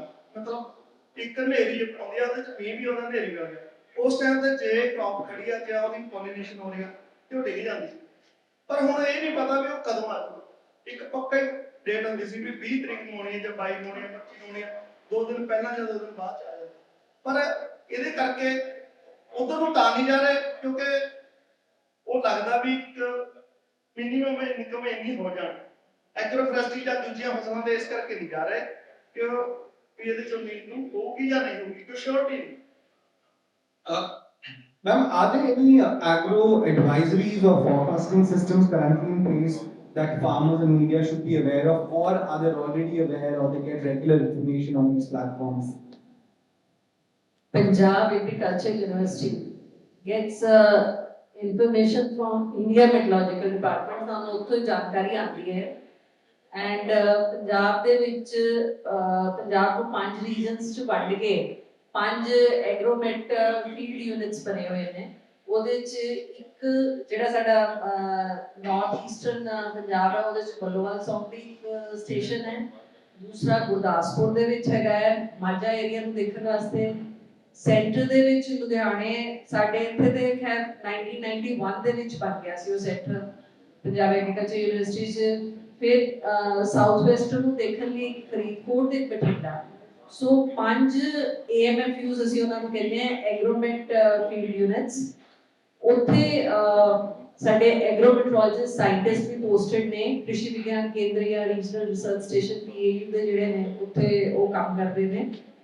ਜਿਹੜੀ ਇੰਡੀਆ ਮੈਟਰੋਲੋਜੀਕਲ ਡਿਪਾਰਟਮੈਂਟ ਫੋਰਕਾਸਟ ਦਿੰਦਾ ਹੈ ਉਹ ਫॉर द ਕਮਿੰਗ 5 ਡੇਜ਼ ਦਿੰਦਾ ਹੈ। ਐਂਡ ਉਹਦੀ ਅਪਡੇਟਿੰਗ ਮੰਗਲਵਾਰ ਤੇ ਵੀਰਵਾਰ ਨੂੰ ਕਰਦੇ ਨੇ। ਉਸ ਫੋਰਕਾਸਟ ਨੂੰ ਲੈ ਕੇ ਇੱਕ ਐਗਰੋ ਐਡਵਾਈਜ਼ਰੀ ਬਣਾਈ ਜਾਂਦੀ ਹੈਗੀ ਹੈ ਵਿਦ ਰਿਸਪੈਕਟ ਟੂ ਕਿ ਜੋ ਵੀ ਉਸ ਵੇਲੇ ਖੇਤੀ ਧੰਦਾ ਚੱਲ ਰਿਹਾ, ਜੋ ਵੀ ਫਸਲਾਂ ਸਾਡੇ ਫੀਲਡ ਦੇ ਵਿੱਚ ਹੈਗੀਆਂ ਨੇ। ਸਾਡੇ ਕੋ ਉੱਥੇ ਮੇਰੇ ਕੋ ਆਪ ICR ਦੀ ਸਕੀਮ ਹੈ, Indian council for agriculture research. ਉਹਦੇ ਵਿੱਚ ਇੱਕ ਸਾਡੇ ਕੋਲ ਪ੍ਰੋਜੈਕਟ ਹੈ NICRA, national innovations on climate resilient agriculture. ਉਹਦੇ 'ਚ ਅਸੀਂ ਕੁਝ ਵਿਲੇजेस ਵੀ ਅਡਾਪਟ ਕੀਤੇ ਨੇ, ਜਿਨ੍ਹਾਂ 'ਚ ਜਿਹੜੇ ਅੱਜ ਪਤਿੰਦਰ ਸਿੰਘ ਜੀ ਬੈਠੇ ਨੇ, ਇਹ ਫਤਿਹਗੜ੍ਹ ਸਾਹਿਬ ਜ਼ਿਲ੍ਹੇ ਦੇ ਵਿੱਚ ਅਮਲੋ ਬਲਾਕ ਦੇ ਵਿੱਚ ਇਹਨਾਂ ਦਾ ਪਿੰਡ ਹੈਗਾ ਬਰੰਗਾ ਸਿੰਘ। ਜਦੋਂ ਮੇਰੇ ਕੋਲ 2010 ਦੇ ਵਿੱਚ ਉਹ ਪ੍ਰੋਜੈਕਟ ਸਟਾਰਟ ਹੋਇਆ ਸੀ ਤੇ ਅਸੀਂ ਉੱਥੋਂ ਦੇ ਜਿਹੜੇ ਕ੍ਰਿਸ਼ੀ ਵਿਗਿਆਨ ਕੇਂਦਰ ਦੇ ਸਾਇੰਟਿਸਟ ਸੀ, ਅਸੀਂ ਉਹਨਾਂ ਨਾਲ ਰਾਬਤਾ ਕੀਤਾ ਸੀਗਾ ਕਿ ਅਸੀਂ ਕੁਝ ਵਿਲੇजेस ਅਡਾਪਟ ਕਰਨੇ ਆ। ਤੇ ਇਹਨਾਂ ਦਾ ਪਿੰਡ ਇਹਨਾਂ ਦੇ ਨਾਮ ਵਜੋਂ ਜਾਣਿਆ ਜਾਂਦਾ ਹੈ। ਸੋ ਇਹਨਾਂ ਨੂੰ ਹੀ is a very decorated farmer of Punjab. ਇਹਨਾਂ ਨੂੰ ਕਾਫੀ ਥਾਵਾਂ ਤੋਂ ਅਵਾਰਡਸ ਵੀ ਮਿਲੇ ਨੇ। ਇਵਨ ਸਾਡੀ ਜਿਹੜੇ ਸਕੀਮ ਸੀ ਨਿਕਰਾ ਪ੍ਰੋਜੈਕਟ, ਉਹਦੇ ਵਿੱਚ ਵੀ ਅਸੀਂ ਉਦੋਂ ਇਹਨਾਂ ਦਾ ਨਾਮ ਪ੍ਰਪੋਜ਼ ਕੀਤਾ ਸੀ as a innovative farmer. And ਇਹਨਾਂ ਨੂੰ ਅਸੀਂ ਕੀ ਕਰਦੇ ਹਾਂ ਕਿ ਅਸੀਂ ਜਿਹੜੀ ਐਗਰੋ ਐਡਵਾਈਜ਼ਰੀ ਜਿਵੇਂ ਸਾਡੇ ਪ੍ਰੋਜੈਕਟਸ ਬਣਾਉਂਦੇ ਹਾਂ, ਅਸੀਂ ਇਹਨਾਂ ਨੂੰ ਭੇਜ ਦਿੰਦੇ ਹਾਂ। ਇਹਨਾਂ ਨੇ ਇੱਕ WhatsApp ਗਰੁੱਪ ਕ੍ਰੀਏਟ ਕੀਤਾ। WhatsApp ਗਰੁੱਪ ਸਾਨੂੰ ਕ੍ਰੀਏਟ ਕਰਨਾ ਪਿਆ ਕੋਵਿਡ ਦੀ ਦੇਣ ਹੈ, ਕਿਉਂਕਿ ਕੋਵਿਡ ਜਦੋਂ ਆਇਆ ਤੇ ਫਿਰ what else we had to do. Earlier ਤੇ ਅਸੀਂ ਹੋਰ ਪ੍ਰੈਸ ਐਂਡ ਮੀਡੀਆ ਦੇ ਵਿੱਚ ਦਿੰਦੇ ਸੀ, ਬਟ ਮੈਂ ਸੋਚਦੀ ਹਾਂ ਕਿ ਕੋਵਿਡ ਦੀ ਨਾ ਵੈਸੇ ਇੱਕ ਬਹੁਤ ਵਧੀਆ ਚੀਜ਼ ਇਹ ਰਹੀ ਕਿ ਅਸੀਂ ਨਾ ਥੋੜਾ WhatsApp ਗਰੁੱਪਸ ਬਣ ਗਏ। ਹੁਣ ਉਹਦੀ ਡਿਸੈਮੀਨੇਸ਼ਨ ਜ਼ਿਆਦਾ ਹੈ। Parvinder ji already he is having a very wide network of farmers ਤੇ ਇਹ ਉਹ ਜਿਹੜੀ ਐਗਰੋ ਐਡਵਾਈਜ਼ਰੀ ਉਹਨੂੰ ਫਰਦਰ ਅੱਗੇ ਡਿਸੈਮੀਨੇਟ ਕਰਦੇ ਨੇ। So in Punjab we have got a very good network. Punjab ਖੇਤੀਬਾੜੀ ਯੂਨੀਵਰਸਿਟੀ ਦੇ ਵਿੱਚ ਇੱਕ ਹਫ਼ਤਾਵਾਰ ਖੇਤੀ ਸੰਦੇਸ਼ ਨਾਮ ਦੀ ਇੱਕ ਡਿਜੀਟਲ ਪੱਤਰਿਕਾ ਵੀ ਹੈ, ਜਿਹੜੀ ਤਕਰੀਬਨ 7-8 ਪੇਜਸ ਦੀ ਹੁੰਦੀ ਹੈ।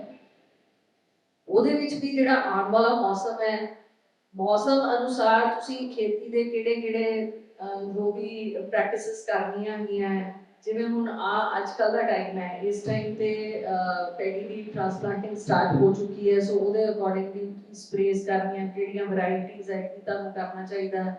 ਜੇ ਕਾਟਨ ਕ੍ਰੌਪ ਜਿਵੇਂ ਸਾਊਥ ਵੈਸਟ ਚੱਲ ਰਹੀ ਹੈ, ਉੱਥੇ ਕੀ ਕਰਨਾ ਚਾਹੀਦਾ। ਮੱਕੀ ਦੀ ਫਸਲ ਹੈ, ਹਰ ਇੱਕ ਤਰ੍ਹਾਂ ਦੀ ਫਸਲ ਅਸੀਂ ਉਹਦੇ ਵਿੱਚ ਜਾਣਕਾਰੀ ਦਿੰਦੇ ਹਾਂ। So Punjab agriculture university with its a very wide network of national research station, Krishi Vigyan Kendras and Farm Advisory Service Centers. So we are running that system in Punjab. Thank you, ma'am. And with this, I also want to add that we, along with Parvinder ji, run multiple WhatsApp groups for progressive farmers across Punjab. I think we've been reaching to close to 3,000 or 4,000 farmers through different activities that we do. He's also known as Mausam ka doctor among farmers because he would constantly provide that information. Ikram, I want to know, I have two questions basically. I want to plug them together for you. One is that how do you ensure that stories on heat waves or on agriculture are both evidence-based and also emotionally compelling? And why I'm saying emotionally compelling, because then the story becomes very easier for everybody to also follow through. And then the other is that have you seen that there is a change in the coverage or reportage over the years from earlier to now? this second part first. Now the access to information is much easier. We are able to media through which information is coming to the journalists. So that has become easier. Definitely. Now the first part, you know, any crop loss is compelling enough.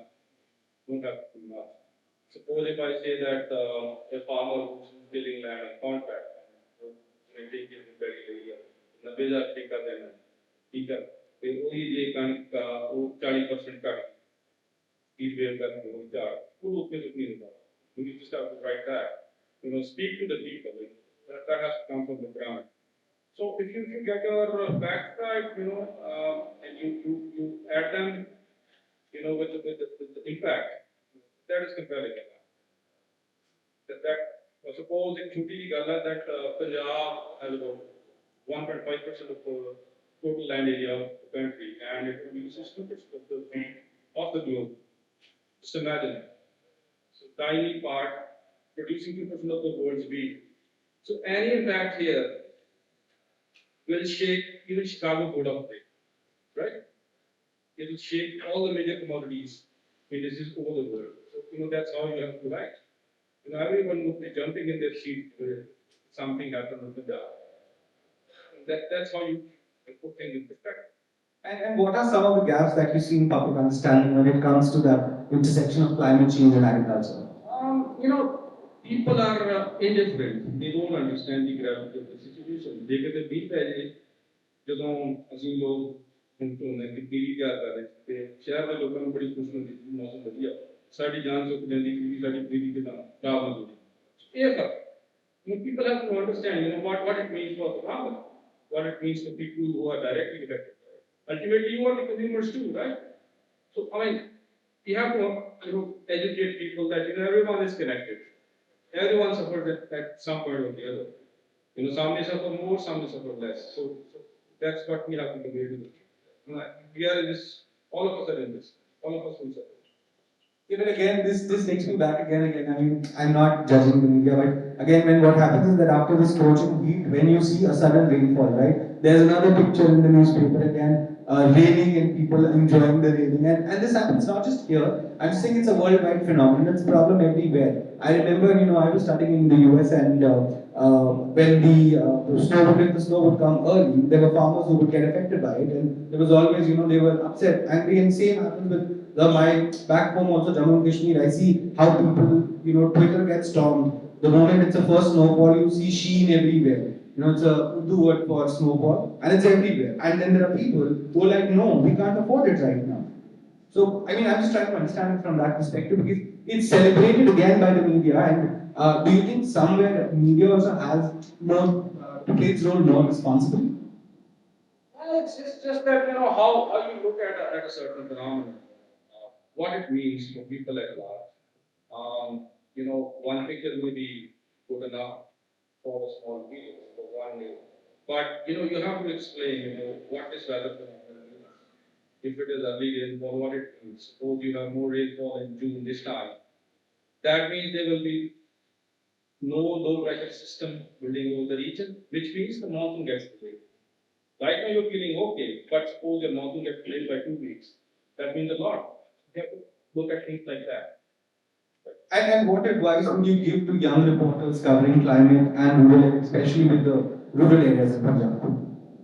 Well, I think you know, have to, as I said earlier, that people rise and ears to the ground and speak more how they're impacted.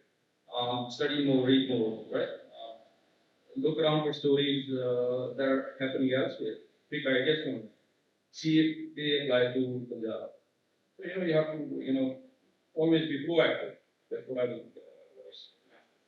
मैं दोस्त ਨੂੰ ਪੁੱਛਣਾ ਚਾਹੁੰਦਾ ਤੁਹਾਨੂੰ ਲੱਗਦਾ ਕੋਈ support information ਜਿਹੜਾ ਹੋਰ ਹੋਣਾ ਚਾਹੀਦਾ ਡਿਊਰਿੰਗ ਦੀ ਐਕਸਟ੍ਰੀਮ ਵੈਦਰ ਕੰਡੀਸ਼ਨ ਕਿ ਐਡਵਾਂਸ ਮੈਕੈਨਿਜ਼ਮ ਆਫ ਕੋਈ ਇਨਫੋਰਮੇਸ਼ਨ ਹੋਣਾ ਚਾਹੀਦਾ ਤੁਹਾਡੇ ਕੋਲ ਐਂਡ ਦ ਸੈਕੰਡ ਇਜ਼ ਕਿ ਤੁਸੀਂ ਕੋਈ ਐਸਾ ਪ੍ਰੈਕਟਿਸ ਅਡਾਪਟ ਕੀਤਾ ਹੈ which has helped you farming heat stress ਨੂੰ ਮੈਨੇਜ ਕਰਨ ਦੇ ਲਈ ਸਦਮ ਸਮੇਂ-ਸਮੇਂ ਤੇ ਜਿਹੜੀ ਯੂਨੀਵਰਸਿਟੀ ਆ ਬੇਸ਼ੱਕ ਉਹ ਜਿਹੜੀਆਂ ਐਡਵਾਈਜ਼ਰੀ ਜਾਰੀ ਕਰਦੀਆਂ ਵੀ ਤੁਸੀਂ ਜਿਹੜੀ ਹੈਗੀ ਆ ਜਿੱਦਾਂ ਹੀਟ ਵੇਵ ਆਉਣੀਆਂ ਪਤਾ ਵੀ ਹੀਟ ਵੇਵ ਆਏਗੀ ਤੇ ਤੁਸੀਂ ਜਿਹੜੀ ਪੋਟਾਸ਼ੀਅਮ ਦੀ ਸਪਰੇਅ ਕਰ ਦਿਓ ਤੇ ਉਹਦੇ ਨਾਲ ਜਿਹੜਾ ਸਟ੍ਰੈਸ ਹੈ ਕੁਝ ਘੱਟ ਜੂਗਾ। ਪਰ ਇੱਕ ਜਿਹੜੇ ਪਾਲਿਸੀ ਮੇਕਰ ਨੇ, ਮੈਂ ਕਿਤੇ ਗੱਲ ਕਰਨੀ ਚਾਹੂੰਗਾ, ਆਈ ਐਮ ਸੌਰੀ, ਜਿਹੜਾ ਜਿੱਦਾਂ ਡੇਟ ਫਿਕਸ ਕੀਤੀ ਝੋਨੇ ਦੀ ਵੀ ਤੈਨੂੰ ਅਰਲੀ ਦੇ ਦੇਣੀ, 1 ਤਰੀਕ ਪੰਜਾਬ 'ਚ ਦੇ ਦਿੱਤੀ, ਬਟ ਉੱਥੇ ਜਦੋਂ ਇਹ ਪਾਲਿਸੀ ਬਣਦੀ ਆ ਤੇ ਘੱਟੋ ਘੱਟ ਜਿਹੜੇ ਕਲਾਈਮੇਟ ਦੇ ਜਿਹੜੇ ਸਾਇੰਟਿਸਟ ਨੇ ਜਾਂ ਜਿਹੜੇ ਐਗਰੀਕਲਚਰ ਦੇ ਸਾਇੰਟਿਸਟ, ਉਹਨਾਂ ਦੀ ਜਿਹੜੀ ਰਾਏ ਜ਼ਰੂਰ ਲੈ ਲੈਣੀ ਸੀ, ਕਿਉਂਕਿ ਸਰਕਾਰ ਨੇ 2 ਕੰਮ ਕੀਤੇ।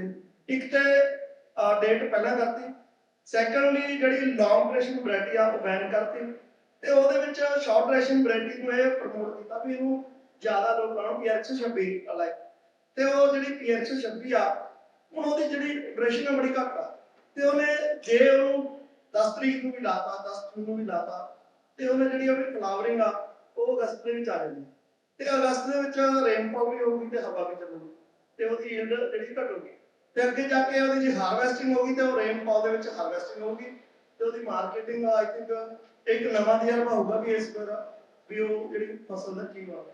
ਸੋ ਜਦੋਂ ਕੋਈ ਪਾਲਿਸੀ ਬਣੇ ਤੇ ਉਹ ਘੱਟੋ ਘੱਟ ਇਹ ਤਾਂ ਪਤਾ ਵੀ ਆਪਾਂ ਨੂੰ ਜਿਹੜਾ ਕਲਾਈਮੇਟ ਇੱਕ ਵੈਰਾਈਟੀ ਦੀ ਇੰਨੀ ਉਹਦੀ ਜਿਹੜੀ ਸਮਾਂ ਹੈ ਤੇ ਉਹਨੂੰ ਕਿੱਦਾਂ ਅਸੀਂ ਉਹਦਾ ਪ੍ਰੋਕਿਓਰ ਕਿੱਦਾਂ ਕਰਨਾ ਤੇ ਕਿੱਦਾਂ ਉਹਨੂੰ ਮੈਨੇਜ ਕਰਨਾ, ਫਾਰਮਰ ਨੂੰ ਵੀ ਇਹਦੀ ਕੋਈ ਨੌਲੇਜ ਨਹੀਂ ਦਿੱਤੀ, ਤੇ ਉਹ ਸਾਰੀ ਡੇਟ ਦੇਖ ਕੇ ਝੋਨਾ ਲੱਗ ਗਿਆ, ਤੇ ਅੱਗੇ ਉਹਦਾ ਕੀ ਬਣਨਾ ਉਹ ਨੈਕਸਟ ਟਾਈਮ ਪਤਾ ਲੱਗੇਗਾ। ਸੋ ਮੈਨੂੰ ਲੱਗਦਾ ਵੀ ਉਹ ਜ਼ਰੂਰ ਪਹਿਲਾਂ ਐਡਵਾਈਜ਼ਰੀ ਜਾਰੀ ਹੋਣੀ ਚਾਹੀਦੀ।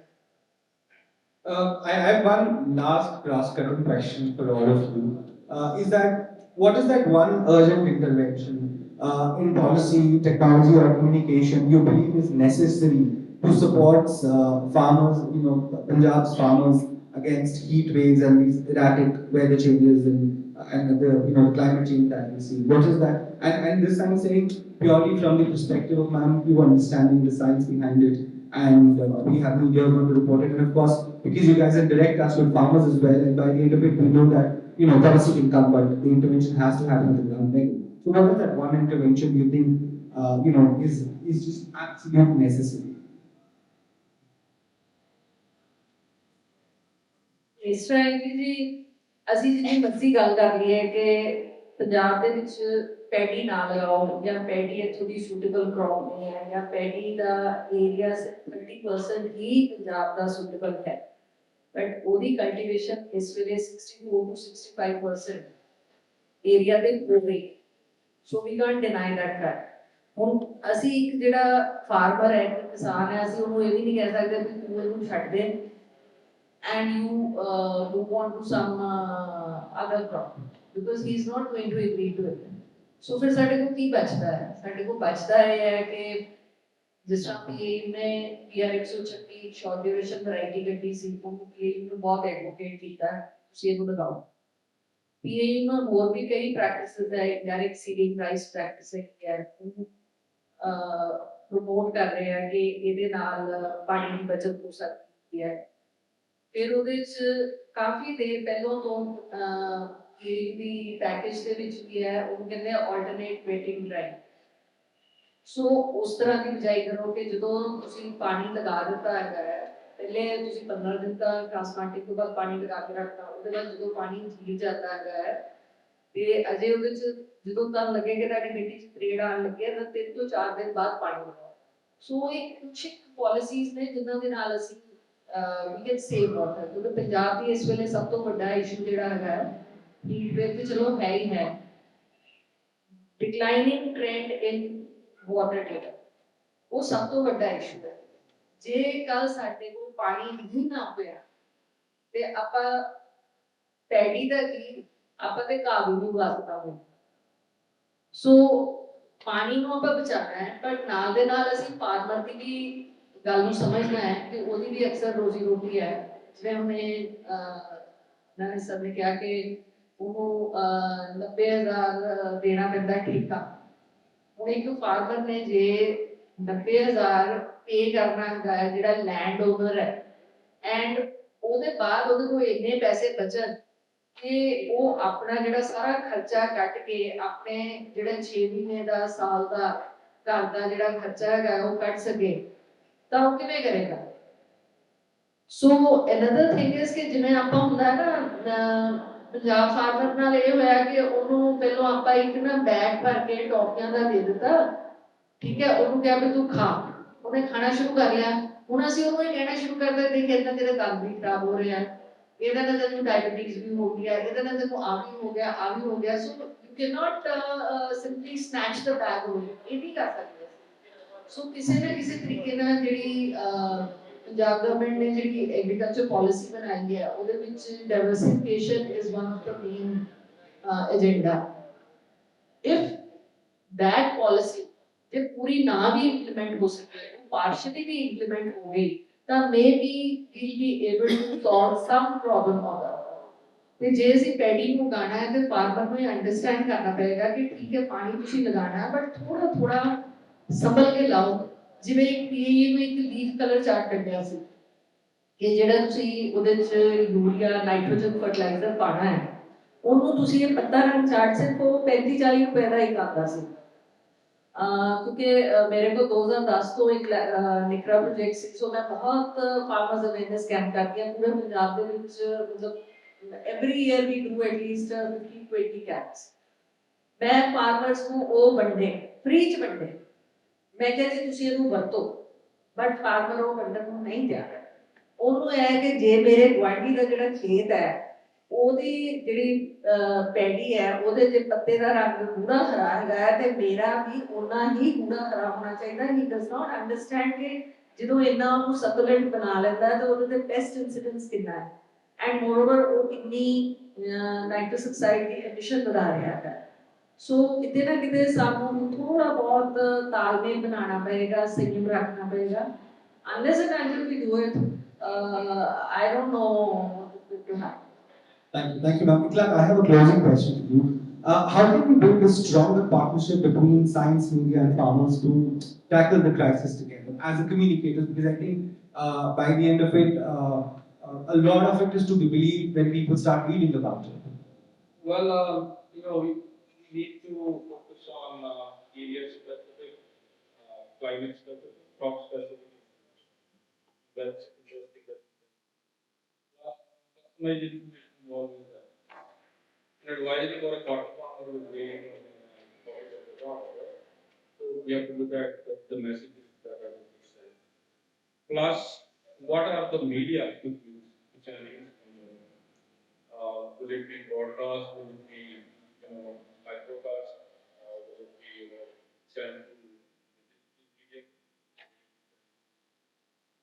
newspaper, video? We have to think like that. But the broad issue is that we have to send these messages consistently and religiously, because the impact is severe.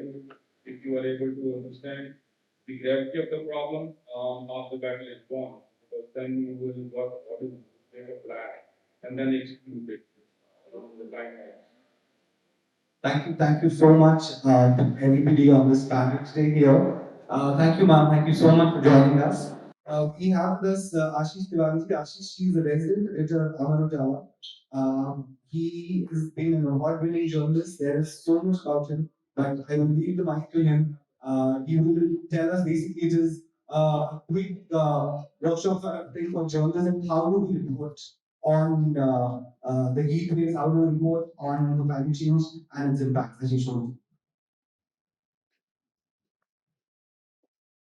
Thank you so much. आज के इस session में बहुत सारे लोग ऐसे हैं। इस प्रोग्राम के बारे में मुझे बताया गया और नहीं बताया। जब मुझे बताया गया कि आज का प्रोग्राम, आज की जो वर्कशॉप है, उसमें किस टॉपिक पे डिस्कशन होना है, तो खासतौर से जर्नलिस्ट को अवेयर करते हुए और जर्नलिज्म स्किल्स को किस तरीके से अपडेट किया जाए, और जो आज का बहुत बर्निंग इशू है, जो सिर्फ देश ही नहीं पूरी दुनिया भर का जो एक बड़ा टॉपिक है, उस पर हमारे जर्नलिस्ट कैसे संवेदनशील होकर के, संजीदा होकर के रिपोर्टिंग करें, वो एक बड़ा महत्वपूर्ण टॉपिक है। और यहाँ पे बहुत सारे मेरे जर्नलिस्ट काफी बैठे हुए हैं। मुझे जरूर एक बात लगती है कि जब हम खेती किसानी की बात करते हैं और बदलते हुए क्लाइमेट की बात करते हैं, तो ये जानना बेहद जरूरी हो जाता है क्या हमारी रिपोर्टिंग वास्तव में उस दिशा में जा रही है या नहीं जा रही है। मैं इस पैनल को सुन रहा था, निश्चित तौर पर जो हमारे जर्नलिस्ट साथी थे और जो हमारे प्रोग्रेसिव फार्मर्स थे और जो अथॉरिटीज थे जो इस पे काम करते हैं, एक बड़ा कंसर्न था निश्चित तौर पर। अभी भी हमारे देश में जब हम पैन इंडिया बात करते हैं तो बहुत गिने चुने आपको जर्नलिस्ट मिलेंगे जो वास्तव में इस विषय पर अपनी मजबूत पकड़ रखते हैं। मुझे लगता है कि आज की डेट में जब ये विषय, ये मुद्दा पूरे देश और दुनिया में सबसे ज्यादा लोगों को प्रभावित कर रहा है, तो जर्नलिस्ट की जो भूमिका है वो बड़ी महत्वपूर्ण हो जाती है। और महत्वपूर्ण इस नजरिए से कि हमारी रिपोर्टिंग न सिर्फ पब्लिक को, न सिर्फ मास को इफेक्ट करती है, वो जो पॉलिसी मेकर्स हैं उनको सीधे तौर पर प्रभावित करती है। और मेरा बतौर जर्नलिस्ट ये मानना है कि हमारी जो भी रिपोर्टिंग हो, हम जो भी लिखें, वो सिर्फ लोगों को अवेयर करने के साथ साथ जो पॉलिसी मेकर्स हैं, जो इस पूरी हमारी रिपोर्ट के आधार पर आगे की अपनी नीतियां बनाते हैं, वो किस तरीके से किसानों के लिए फायदेमंद हो, हमें फोकस उस पर करना चाहिए। बड़ी महत्वपूर्ण बात मैंने अभी सुनी और मेरा अपना पुराना एक्सपीरियंस जर्नलिज्म का ये कहता है कि जब हम किसानों की बात करते हैं, खेती की बात करते हैं, बदलते क्लाइमेट की बात करते हैं, खासतौर से हीट वेव में होने वाली रिपोर्टिंग की बात करते हैं, तो बड़ी चुनौती आती है कि हम कितना लाइव रिपोर्ट करते हैं, कितना ग्राउंड पे जाके। जनरल हम लोग सुनते आए हैं कि खासतौर से मैं एक उदाहरण देता हूँ, एविडेंस बेस्ड मेडिसिन होती है, बहुत सारी दवाएं जो हम और आप खाते हैं उससे पहले उसका एक सर्टेन ट्रायल होता है और उसके बाद वो मार्केट में आती है, हमें आपको मिलती है।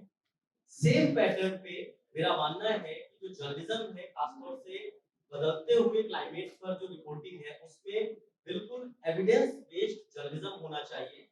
लोगों को, जो हमारे जर्नलिस्ट हैं, नए हो, सीनियर जर्नलिस्ट हो, उन लोगों को ग्राउंड पे जाना चाहिए, ग्राउंड रियलिटी समझनी चाहिए। हम लोग मैं ये नहीं कहता हूँ कि रिपोर्टर्स फील्ड में नहीं जाते, लेकिन चंडीगढ़ में बैठा हुआ रिपोर्टर पंजाब में जा सकता है, लेकिन दिल्ली में बैठा हुआ रिपोर्टर देश के अलग अलग हिस्सों में फ्रीक्वेंटली नहीं जा सकता। उसको जाना चाहिए और ये उनके मीडिया इंस्टीट्यूशंस की जिम्मेदारी होती है कि वो उनको फील्ड में भेजे और रिपोर्टर जाकर के देखे क्या वास्तव में जो मेरी अपनी रिपोर्ट है, जो मैं लिख रहा हूँ, वास्तव में वो वही है या ग्राउंड पे बिल्कुल अलग है। मैं आपको बताता हूँ, 20 साल से ऑलमोस्ट जर्नलिज्म में हूँ और इसी शहर गर्म एरिया बोलते हैं उसे, हीट वेव का अगर पंजाब पे असर जो पड़ता है उससे कई गुना ज्यादा देश के अलग अलग हिस्सों में पड़ता है। बुंदेलखंड के इलाके की मैं बात बता रहा हूँ। वहां पे एक रिपोर्ट मैंने की और उसपे मेरे पास एक प्रेस नोट आया था। उस प्रेस नोट पे मैं एग्रीकल्चर मिनिस्ट्री देखता था, मेरे पास एक प्रेस नोट आया कि गेहूं की फसल उस इलाके में इस बार बहुत कम हुई है। तो जो वहां पे मेरे कॉन्टेक्ट थे, मैंने उनसे बात की, तो उन्होंने जो बात बताई वो इतनी चौंकाने वाली थी कि मैं लखनऊ में बैठ कर रिपोर्ट नहीं कर सका। मैं बुंदेलखंड झांसी के रीजन में गया और मैंने देखा हीट वेव का असर ये था कि जो गेहूं की बालियां थी, उनका जो घना था, आप समझिए कि हीट वेव का इतना व्यापक और इतना बुरा असर था कि उनके साइज छोटे हो गए। वो जो साइज नॉर्मल साइज होता था उसका पतला साइज हो गया, यानी कि प्रोडक्टिविटी पे कितना असर पड़ा। वो किसान जिसने अपनी पूरी मेहनत बीते कई वर्षों से वही फसल को उगाने के लिए करता था और उसकी जो प्रोडक्शन होता था वो जितना ज्यादा होता था, बढ़ते माहौल में, बदलते माहौल में वो चीजें कम होती गई। उसका असर ये पड़ा कि एक सर्टेन इलाके से आने वाली जो फसल थी, वो चाहे पंजाब से हो, यूपी से हो, बिहार से हो, मध्य प्रदेश से और जो हमारे महाराष्ट्र रीजन से, उनका व्यापक असर होने लगा और वो कम होने लगी। हमारी जो फसल थी वो कम होने लगी और रिपोर्टिंग का असर ये हुआ कि उसके बाद जो दूसरे इंस्टीट्यूशंस है, गवर्नमेंट के तमाम इंस्टीट्यूशंस, ऐसे सेंट्रल गवर्नमेंट की जो एग्रीकल्चर मिनिस्ट्री थी, उन लोगों ने इसको कॉग्निजेंस लिया। बहुत सारी बात में रिपोर्ट्स नेशनल लेवल पर भी उनको रिपोर्ट किया गया और नतीजा ये हुआ कि क्रॉप कैसे बदली जाए उस पर डिस्कशन शुरू हुए। मेरा मानना है कि जो आज का परिदृश्य है, जो हीट वेव है, लू चल रही है, ये निश्चित तौर पर सिर्फ हमारी फसलों को ही प्रभावित निश्चित तौर पर कर ही रही है। हमें और आपको कितना पड़ रही है? अभी आप लोग बाहर निकल के देखिए, आज का अखबार चंडीगढ़ में जितने लोगों ने पढ़ा होगा, हर अखबार की केवल और केवल लीड खबर आज की हीट वेव है। और ये फसलों के साथ साथ इंसानों पर किस तरीके से असर डाल रही है। हमारे पास जो वर्कफोर्स है, जो हमारे खेतों में काम करती है, आप जाकर के, अपने जर्नलिस्ट साथियों को बोलता हूँ, आप जाकर के देखो 45 डिग्री 46 डिग्री में वो कैसे काम करते हैं? क्या वो अपना 100% उस फसल के लिए, उस खेत के लिए दे पाएंगे? बिल्कुल नहीं दे पाएंगे। आप समझिए, जब हम काम करने वाले लोग अपने जिस चीज की मुझे जरूरत है, जो फसल मुझे चाहिए, अगर मैं उसके लिए अपना 100% नहीं दे पा रहा हूँ, तो मुझे क्या करना चाहिए? जब रिपोर्टर फील्ड में जाएगा, उस चीज को महसूस करेगा, और जब वो रिपोर्ट करेगा, तो निश्चित तौर पर जो पॉलिसीज हैं उनमें बदलाव होगा। और पॉलिसीज के साथ साथ जो हम लोगों की अपनी वजह है, मैं इससे पहले दिल्ली में था, और एक सेंटर फॉर साइंस एनवायरनमेंट है, बहुत सारे लोग जानते होंगे। उसके साथ मिलकर के मैंने एक उनकी कुछ फेलोशिप पे काम किया, और मैंने एक क्लाइमेट समिट दुनिया के अलग अलग हिस्सों में होती है, तो एक जगह मैं वो कवर भी करने गया 13-14। जो पॉलिसीज बनती हैं, उन पॉलिसीज का क्या वास्तव में इम्प्लीमेंटेशन होता है या नहीं होता है, ये भी बहुत सोचने वाली बात है।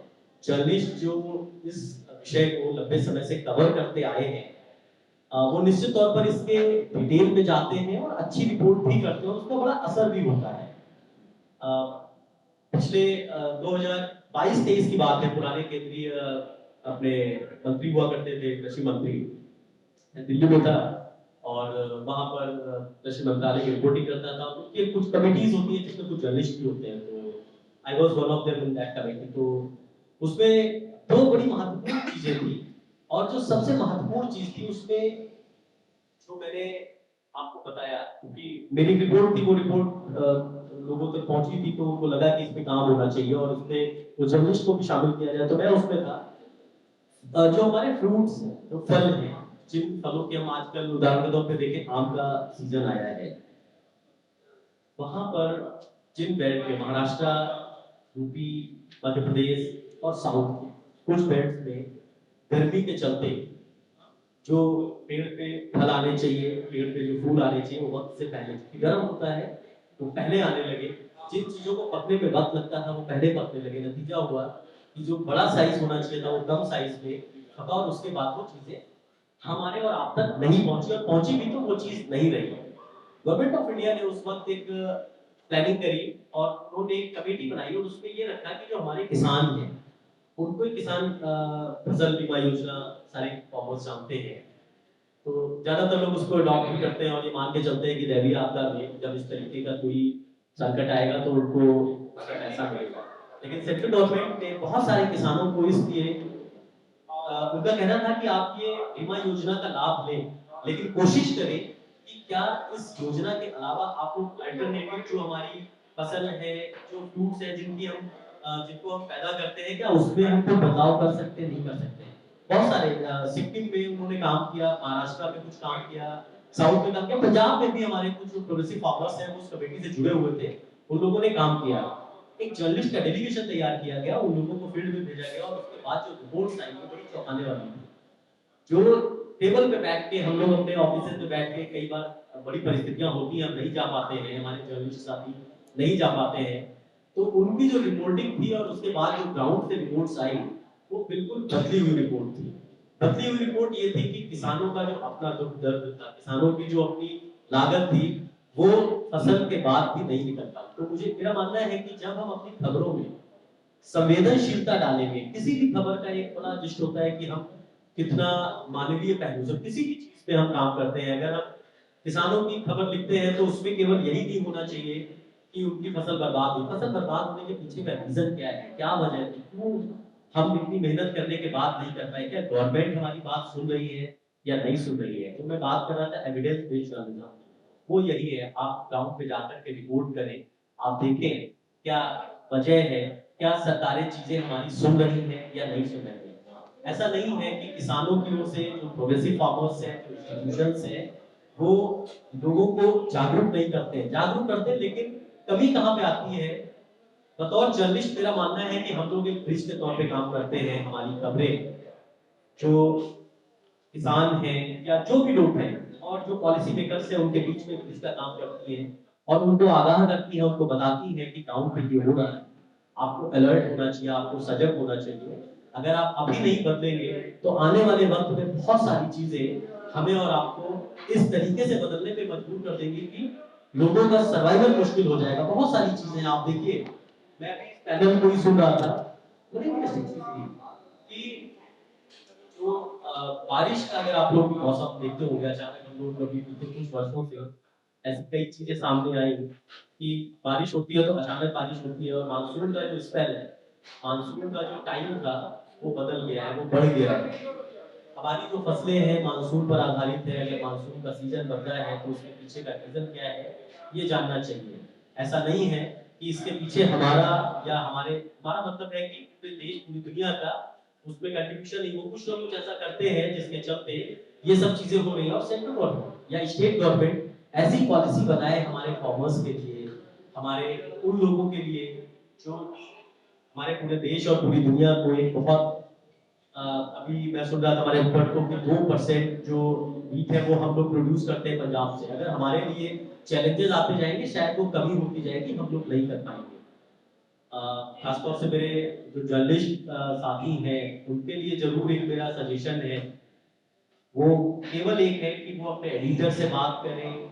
अगर उनको ग्राउंड पे जाने की जरूरत महसूस होती है तो उनको जाना चाहिए। जब आप ग्राउंड पे जाएंगे तभी आप बेहतर रिपोर्ट कर पाएंगे और आपकी उस बेहतर रिपोर्ट से बड़ा बदलाव होगा। और जो हमारे पुराने सीनियर जर्नलिस्ट हैं, सीनियर लोग इस चीज को रिपोर्ट करते रहे, उन्होंने देखा है कि उनकी रिपोर्ट से बड़े बदलाव हुए हैं। तो मेरा मानना है कि ये बदलाव जरूरी है और रिपोर्टर्स को ग्राउंड रिपोर्टिंग के साथ काम करना चाहिए। उन रिपोर्ट्स के साथ जो हमारी सरकारों को सोचने पे मजबूर करें और उनको बताएं कि अब बदलाव का टाइम है, अगर नहीं बदलेंगे तो बहुत सारी चीजें बदल जाएंगी। मुझे लग रहा है कि अगर आप लोगों में से कोई चीज सामने समझ के, मुझे लग रहा है कि कोई जर्नलिस्ट यहाँ पे ऐसे हो जो इस सब्जेक्ट को रिपोर्ट करते हो तो जरूर कुछ सवाल करना चाहे तो कर सकते हैं। आप लोगों में से कोई ऐसा है जो एग्रीकल्चर को रिपोर्ट करता है यहाँ पे? शायद नहीं होंगे। हाँ, और ये जो मेरा सवाल है यही सबसे बड़ी चुनौती है, यही सबसे बड़ा चैलेंज है। क्योंकि आज की डेट में हमारे पूरे देश में जो विशेषज्ञता वाले रिपोर्टर्स हैं उनकी बहुत कमी है। इतने बड़े पैनल पे पता नहीं बहुत सारे लोग आए या नहीं आए हैं। ये सब्जेक्ट लोगों को बिल्कुल नीरस लगता है, और जबकि ये सबसे वाइब्रेंट सब्जेक्ट है। लोगों को समझ नहीं आता है कि हमें इसमें रिपोर्ट करके हम कितने बड़े बदलाव कर सकते हैं। अब हर चीज की विशेषज्ञता वाली रिपोर्टिंग करें। मैं एज ए एडिटर मैं हमेशा मानता हूं कि हमारी टीम से मेरा कोई ऐसा रिपोर्टर निकले जो इस विषय पे बहुत बेहतर तरीके से काम करे और उन पहलुओं को छुए जो वास्तव में आवश्यक है। और ये बड़ी चुनौती सिर्फ यहाँ नहीं है, दिल्ली में देखी मैंने, दूसरे शहरों में देखी मैं, जहाँ जहाँ पे रिपोर्टिंग करने गया देश विदेश में, वहां पर देखी। विदेशों में हालांकि उस तरीके के एक्सपर्ट जर्नलिज्म की कमी नहीं है, लेकिन हमारे देश में ये बड़ा कंसर्न है कि जिस टॉपिक पे खासतौर से एग्रीकल्चर क्लाइमेट चेंज के टॉपिक पे जब डिस्कशन होता है तो उस तरीके के एक्सपर्ट जर्नलिज्म और एक्सपर्ट जर्नलिस्ट की एक भारी कमी है, और हमें वो तैयार करने होंगे। जब हम वो तैयार करेंगे तब एक बहुत बड़ा चेंज आएगा, खासतौर से जो हम पॉलिसी मेकिंग की बात कर रहे हैं। अगर आप में से किसी का कोई सवाल है आशीष से लेकर या आज के जितने हमारे एक्सपर्ट्स थे उनसे लेकर, आप अपना सवाल पूछ सकते हैं। पोस्ट दिस हमारा एक ओपन हाउस सेशन होगा, किसी से भी इनफॉर्मली कोई भी बात कर सकते हैं जाकर। और अगर आपका कोई भी सवाल है खेती बाड़ी को लेकर है, हीट वेव को लेकर है, स्ट्रेस को लेकर है, तो आप इनसे बात कर सकते हैं। और अगर आपका रिपोर्टिंग को लेकर कोई भी सवाल है तो आप आशीष से बात कर सकते हैं। आशीष, I have a very pertinent question. This is coming purely from the mindset that I've been to multiple newsrooms across the country, and I see there is a challenge. And the challenge, I mean, maybe you can tell me better because maybe I can be biased. But the challenge that I've seen in the newsroom is that, like what you're saying, that there are less reporters on, like for example, I asked certain people here in Punjab, and this is probably the vernacular press. And I asked them that who's the climate guy, who's leading, who's हमारी भाषा में इसे beat कहते हैं कि climate beat का reporter कौन है। तो उसका जवाब मोस्टली न्यूज़पेपर्स या मीडिया हाउसेस के पास नहीं था, क्योंकि बहुत कम, जैसे अमर उजाला एक बड़ा संस्थान है तो इनके पास आपके पास शायद होगा, मे बी ट्रिब्यून के पास होगा, but there are lot of other newspapers who don't have such setups. And also then the other challenge that we see specially again with the vernacular press, what happens is that when you send them something, so a lot of times I get questions on, like something like very simpler term जो शायद because we work in the impact sector, तो हमें लगता है ये तो बहुत आसान सा शब्द है, ये क्या है, ये तो समझ आ जाएगा, and we write it, we send it, and we've seen कि वहाँ पर समझ नहीं आता। तो Now what we started doing is when we issue the press statement, we also tell them that आप track changes के साथ में हमें document वापस भेज दो जहां पर आपको नहीं पता चल रहा है कि what does this say, because कई बार कुछ अगर press release बन के आता है तो आपको आपने लिख दिया कि इतना cubic meter है, अब the reporter has to report in different languages, और एक तो वो linguistically कई बार available नहीं होता, और दूसरा we also seen that there is not enough training, and then what happens is मैं IPCC की रिपोर्ट का भी आपको एग्जांपल दूंगा, जब हमने उसको सिंप्लीफाई करके भेजा तो बहुत से जो नेशनल न्यूज़पेपर से जो स्टेट में भी जिसका प्रेजेंस है उन्होंने उठा लिया, मगर जो छोटे न्यूज़पेपर्स थे दे issued it 4 to 5 days later, और उसका सिंपल कारण था, उसमें हम भी अपनी गलती मानते हैं that we have to explain everything. Sanjay, is there a way that we can equip, because we know that this is something that they want to report, but also newsroom, as you know, you must be knowing that newsroom has its own limitations and lot of restrictions on, you know, the ambit of the work, the area of work. So how do we overcome that? देखिए ये हमेशा से news room का एक बड़ा challenge रहा है कि क्लाइमेट का स्पेसिफिकली कोई रिपोर्टर होना चाहिए या नहीं होना चाहिए। सारे जर्नलिस्ट आती हैं, सबको पता है कि हमारे न्यूज़ रूम में क्लाइमेट स्पेसिफिकली कोई बीट होती नहीं, जबकि ये बहुत गलत ट्रेंड है। क्या होता है, मैं बिल्कुल आपको ग्रासरूट लेवल से बताता हूँ।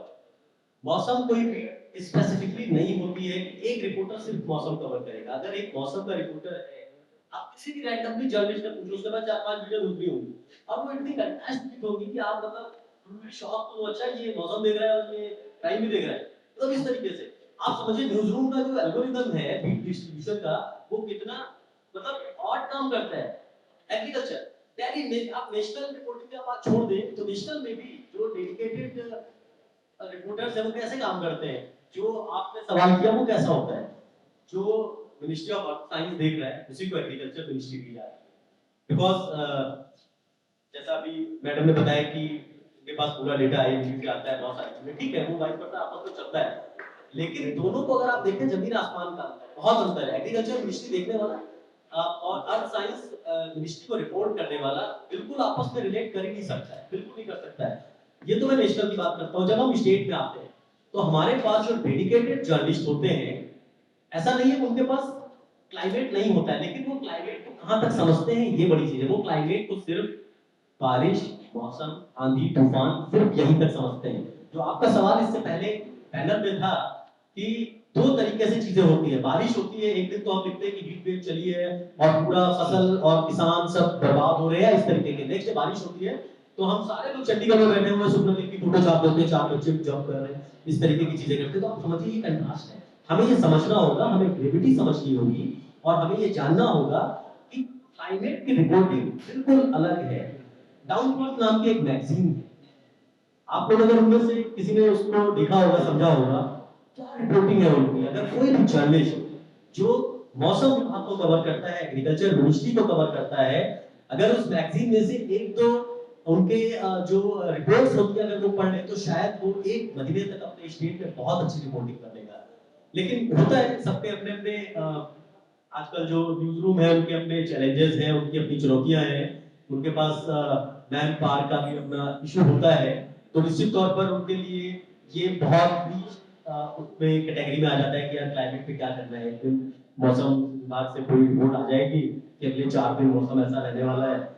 या आज भी आप लोग देखिए, आज का अखबार में आने से आपसे डिस्कस कर रहा था, आज के अखबार में हर अखबार में रिपोर्ट है कि 46 डिग्री टेम्परेचर टच कर गया है, आज ऑरेंज अलर्ट है हीट वेव का। आप यकीन मानिए 2 दिन बाद ये खबरें फ्रंट पेज की लीड से गायब हो जाएंगी। That is the actually journalism what we need. हमें क्या चाहिए, मुझे उसको डिसअपियर नहीं करना है। ठीक है, फ्रंट पेज की लीड नहीं हो सकती, लेकिन जो आज 5 दिन की हीट वेव चलने वाली है उसका असर अगले 20 दिनों तक रहने वाला है। मुझे उस 20 दिनों की प्लानिंग करनी चाहिए, मुझे उस 20 दिनों की रिपोर्टिंग का पूरा प्लान चेकआउट करना चाहिए, हमें देखना चाहिए उसका क्या असर है। जो नहीं हो रहा है मुझे लगता है बड़ा चैलेंज है, और आने वाले वक्त में अगर हमारे न्यूज रूम से इन तरीके की चीजें नहीं निकलेगी तो निश्चित तौर पर ये सिर्फ और सिर्फ सेशंस में या गवर्नमेंट की अपनी पॉलिसीज में चीजें आएंगी और वो मास तक नहीं पहुंचेंगी। कैसे पहुंचेंगी? अभी मैं सुन रहा था एक व्हाट्सएप ग्रुप्स बनाए गए। अब ये व्हाट्सएप ग्रुप्स क्यों बने? ठीक है, कोविड के टाइम पे बने, लेकिन व्हाट्सएप ग्रुप्स का बनना मीडिया की एक बहुत बड़ी कमजोरी भी है, क्योंकि हम शायद उनकी बात तक नहीं पहुंचा पा रहे। आप देखिए यहाँ पर भी बहुत सारे लोग हैं, हर लोग व्हाट्सएप ग्रुप में बना हुआ है, सारे लोगों के पास व्हाट्सएप ग्रुप है, तमाम तरह की इंफॉर्मेशन आती है। क्यों इंफॉर्मेशन वो लोग आपस में शेयर करते हैं? क्योंकि अखबार की एक तो अपनी लिमिटेशन है, अखबार में एक लिमिटेड 12 पन्ने 16 पेज या 22 पेजेस का अखबार होता है, उसमें 22 पेज में आप क्या देख पाएंगे? 8-10 पेजेस का तो मुझे लगता है एडवर्टाइजमेंट होता है, रेस्ट में न्यूज होती है। तो उनको खबरें भी चाहिए, उनको इंफॉर्मेशन भी चाहिए। प्रोग्रेसिव फार्मर्स के जो व्हाट्सएप ग्रुप्स बने हैं, या सेंट्रल गवर्नमेंट ने जो health ministry sorry agriculture ministry ने जो व्हाट्सएप ग्रुप बनाए हैं, उनके अंदर मैं देखता हूँ कि उनके अंदर डेडिकेटेड स्पेसिफिकली उसी से रिलेटेड खबरें आती हैं, क्योंकि मुझे वो खबर चाहिए, और वो खबर अगर अखबार से नहीं मिलेगी तो मुझे वो किसी न किसी मीडियम से चाहिए। अगर मेरा काम फार्मिंग है, मैं खेती कर रहा हूँ, तो मुझे खेती से संबंधित जानकारी चाहिए। अगर अखबार मुझे सूचना नहीं देगा, टीवी चैनल मुझे सूचना नहीं देगा, तो मैं उसको छोड़ दूंगा डेफिनेटली। क्यों वो कोई अखबार पढ़ेगा अगर हम आपको मतलब की चीज नहीं देंगे? तो न्यूज रूम में निश्चित तौर पर ये एक बड़ा विषय होना चाहिए, और एक डेडिकेटेड जर्नलिस्ट की ट्रेनिंग होनी चाहिए, जो बहुत कम है। और मुझे लग रहा है कि जो जर्नलिस्ट इसको कवर करते आए हैं उनके लिए ये बड़ा बहुत दिल के करीब का सब्जेक्ट है, और वो लोग इस पे पूरी मेहनत करते हैं, पूरा फोकस करते हैं। और मैं देखता हूँ चंडीगढ़ में बहुत सारे न्यूज़पेपर्स हैं जो बहुत अच्छी रिपोर्ट करते हैं फार्मिंग पे, पंजाब के फार्मर्स पे, पंजाब के फार्मर्स की उनकी जो प्रॉब्लम्स है उस पे। छोटे हालांकि छोटा इशू नहीं होता है, मैंने भी देखा पंजाब में जब गवर्नमेंट ने अभी धान की फसल के लिए टाइमिंग को बदल दिया तो कितना इशू बना। और मैं एज एडिटर मैंने अपने रिपोर्टर्स को बोला, आप लोग इसको जितना भी लिख सकते हो उतना लिखना चाहिए, जो भी आवाज है, गवर्नमेंट की आवाज, फार्मर्स की आवाज, उसके रीजन, क्यों 15 दिन पहले बुआई का टाइम दिया गया है, क्या पानी का, जैसे भी एक डिस्कशन हो रहा था पानी का संकट, क्या क्या उसके पहलू हो सकते हैं, उन सारी चीजों को रिपोर्ट करना चाहिए। तब जाकर के बड़ी रिपोर्ट बनती है, तब जाकर के 90 दिनों तक आप रिपोर्ट करते हैं, तब जाकर के कोई पॉलिसी बनती है और उसका एक बड़ा व्यापक असर होता है। तो निश्चित तौर पर आपका जो सवाल था वो यही, मैं बिल्कुल मानता हूँ कि जो जिम्मेदार है वो ऐसे रिपोर्टर्स तैयार करें कि हमारी जो देश की सबसे बड़ी अर्थव्यवस्था है, जो फार्मिंग है, उसके ऊपर बहुत बेहतर reporters. I have a last and added question to you. We've almost 2 years back in Patna, along with the Times of India, there was a full page article. I mean, entire page dedicated to climate change. That what is happening in the state of Bihar, and we have seen that one full page newspaper coverage has changed the total conversation on climate in that state, in a sense that it has become so positive कि एक पूरा front page, multiple reporters reporting from different districts that these are the challenges, these are the climatic problems in the state, and this needs to be addressed immediately. And what we've seen post that कि state के अंदर the state departments, the civil society, and the different governmental panels have come together and formed a state coalition to work towards the issue. And we all know that this is not something an overnight thing. This is going to take time. We also understand that we have to collaborate more. We have to create a mycelium sort of a space, which is more and more and more organization, institutions, and accommodating each other, and the work gets carried on. Do you think is it possible that will there be time that we'll see that complete one page in this state as well, where we see about the 22 districts in Punjab that this is the climatic problem in the state and this needs to be addressed and more than ever now.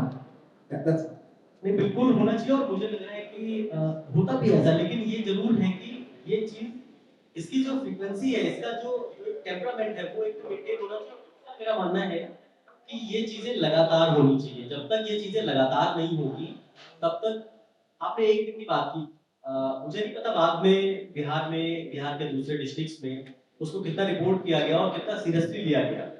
मैंने तो अपनी report का उदाहरण दिया कि जो गेहूं की फसल थी, जो आम की फसल थी, उसके बाद क्या हुआ। मैं आज भी देखता हूँ जो बड़ी बेल्ट है मैंगोज की, वहां पर यही दिक्कतें आ रही हैं, जो फार्मर्स की जो चैलेंजेस हैं वो लगातार बने हुए हैं। मेरा मानना है कि रिपोर्टर्स के लिए जो आपने बात की बिल्कुल करना चाहिए, लेकिन जितना हम उसको इजी कर सके। बहुत सारी चीजें ऐसी होती, लोगों को लगता है क्लाइमेट के साथ अगर हम कुछ लिखेंगे पढ़ेंगे तो बड़ा टफ होगा, बड़ा डिफिकल्ट होगा, लोगों को समझना मुश्किल होगा। मेरा मानना है कि हमें उस चीज से बाहर आना चाहिए। बिल्कुल ऐसा नहीं है, हम रिपोर्टर्स का काम ही यही होता है कि बहुत टिपिकल चीजें, जो बहुत लेंथी चीजें होती है, उनको भी बहुत इजी कर सके। मेडिकल साइंस के जो रिपोर्टर्स रिपोर्टिंग करते हैं, जब वो एआई की कॉन्फ्रेंसेस पे जाते हैं, न्यूरो साइंस की कॉन्फ्रेंसेस में जाते हैं, कार्डियोलॉजी में जाते हैं, न्यूरोलॉजी में जाते हैं, क्या वो लोग उनको समझते हैं जो उनकी मेडिकल टेक्नोलॉजी होती है? शायद नहीं समझते, लेकिन वो अपने डॉक्टर से जो एक्सपर्ट होता है उससे ये बात करते हैं कि आप मुझे बताओ कि अगर ये खबर मैं कल पब्लिक में देता हूँ, कल अखबार में पब्लिश होगी, तो पब्लिक को कैसे फायदा होगा? वो फिर उसको इजी करते हैं। क्लाइमेट पर भी सेम होना चाहिए, लोगों को समझना चाहिए वो कोई बिल्कुल रॉकेट साइंस का सब्जेक्ट नहीं है, ये बिल्कुल हमारे और आपसे जुड़ा हुआ है, लेकिन ये बदलाव आना चाहिए। और मुझे लग रहा है धीरे धीरे जब लोग जागरूक होंगे और न्यूज रूम से ये जागरूकता फैलाई जाएगी तो निश्चित तौर पर बदलाव होगा। लेकिन आज की स्थिति में बड़ा चैलेंज है और वक्त लगने वाला है, नहीं है। हम उम्मीद नहीं करते हैं कि ये बहुत जल्दी 2, 4, 10 दिनों में, साल भर में होगा, लेकिन होगा, जरूर होगा, क्योंकि ये आवाजें इस तरीके की कॉन्फ्रेंसेस से, सेमिनार से उठ रही है और लोगों को जागरूक भी कर रही है और जागरूक करती रहेगी। तो आई एम श्योर कि आने वाले टाइम पे जब कभी आप दोबारा सेशन करेंगे तो ऐसे पीरियड में बहुत सारे क्लाइमेट रिपोर्ट करेंगे।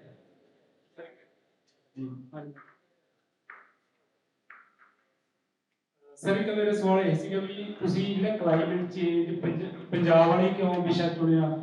ਕਿਉਂਕਿ ਤੁਹਾਨੂੰ ਵੀ ਐਂ ਲੱਗਦਾ ਵੀ ਜਿਵੇਂ ਇੱਕ ਪਹਿਲਾਂ ਇਹ ਗੱਲ ਚੱਲਦੀ ਸੀ ਨਾ ਵੀ ਜਿਹੜਾ ਪੰਜਾਬ ਹੈਗਾ, ਪੰਜਾਬ ਚੋਂ ਮਤਲਬ ਜਿਹੜੀ ਪੈਡੀ ਫੂਕਦੇ ਉਹ ਦਿੱਲੀ ਚਲਾ ਜਾਂਦਾ, ਕਿਤੇ ਉਹਦੇ ਨਾਲ ਪੰਜਾਬ ਕਰਕੇ ਜਿਹੜਾ ਕਲਾਈਮੇਟ ਆ ਉਹ ਤਾਂ ਕਰਕੇ ਦੂਜੇ ਪਾਸੇ ਖਰਾਬ, ਤਾਂ ਕਰਕੇ ਕਲਾਈਮੇਟ ਦਾ ਮਤਲਬ ਇਹ ਵਿਸ਼ਾ ਰੱਖਿਆ।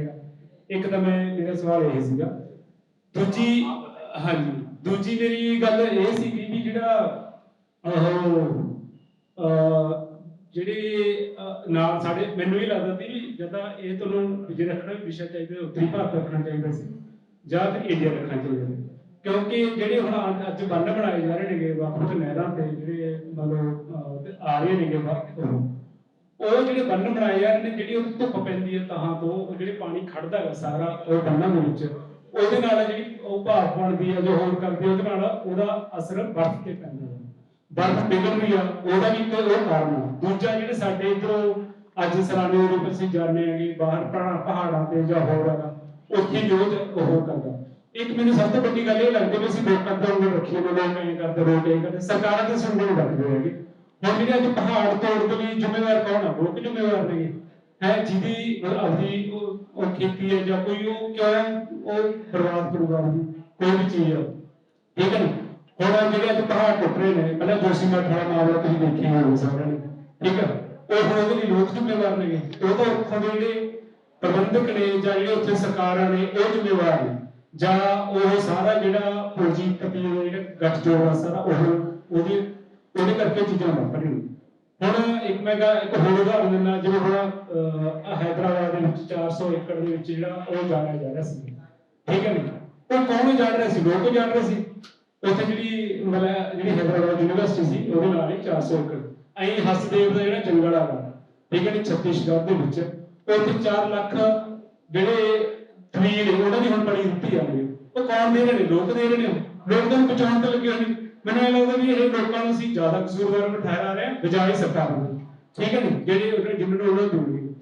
ਇੱਕ ਜਿਹੜੇ ਇਹ ਗੱਲ ਸੀਗੀ ਵੀ ਜਿਹੜੀ ਇਹ ਆਈ ਪੋਲੂਸ਼ਨ ਵਾਲੀ ਤਾਂ ਅਸੀਂ ਕਿਸਾਨਾਂ ਨੂੰ ਕਹਿ ਰਹੇ ਹੈਗੇ, ਇਹ ਮਤਲਬ ਵੀ ਕਿਸਾਨ ਜਿਹੜੇ ਫਸਲੀ ਵਿਭਿੰਨਤਾ ਦੀ ਗੱਲ ਚੱਲੀ ਸੀ, ਫਸਲੀ ਵਿਭਿੰਨਤਾ ਦੀ ਜਿਹੜੇ ਕਿਸਾਨ ਨੇਗੇ ਉਹ ਮਤਲਬ ਉਹ ਬੀਜਣਾ ਚਾਹੁੰਦੇ ਦੂਜੇ ਫਸਲਾਂ, ਪਰ ਉਹਨਾਂ ਨੂੰ ਉਸ ਤਰ੍ਹਾਂ ਦੇ ਨਾ ਤਾਂ ਭਾਅ ਮਿਲਦੇ ਨੇਗੇ, ਨਾ ਉਹਨਾਂ ਨੂੰ ਜਿਹੜਾ ਹੈਗਾ ਵੀ ਜਿਹੜੇ ਜਿਵੇਂ ਹੁਣ ਉਹਨਾਂ ਨੇ ਮੂੰਗੀ ਬੀਜੀ, ਮੂੰਗੀ ਦਾ ਉਹਨਾਂ ਨੂੰ ਰੇਟ ਵੀ ਮਿਲਦਾ ਹੈਗਾ, ਨਾ ਉਹਨਾਂ ਦੀ ਕੋਈ ਇਸ ਤਰ੍ਹਾਂ ਦੀ ਮੰਡੀ ਦਾ ਪ੍ਰਬੰਧ ਹੈ।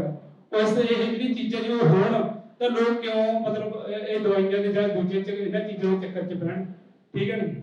ਮੇਰੇ ਤਾਂ 2-3 सवाल और भी सी, पर थोड़े जो लास्ट वाले सवाल थे, आपने हर सवाल का जवाब खुद ही दे दिया है, तो निश्चित तौर पर आप बिल्कुल बहुत जागरूक हैं और ये सारी चीजें आपने सारे सवालों के जवाब खुद दे दिए।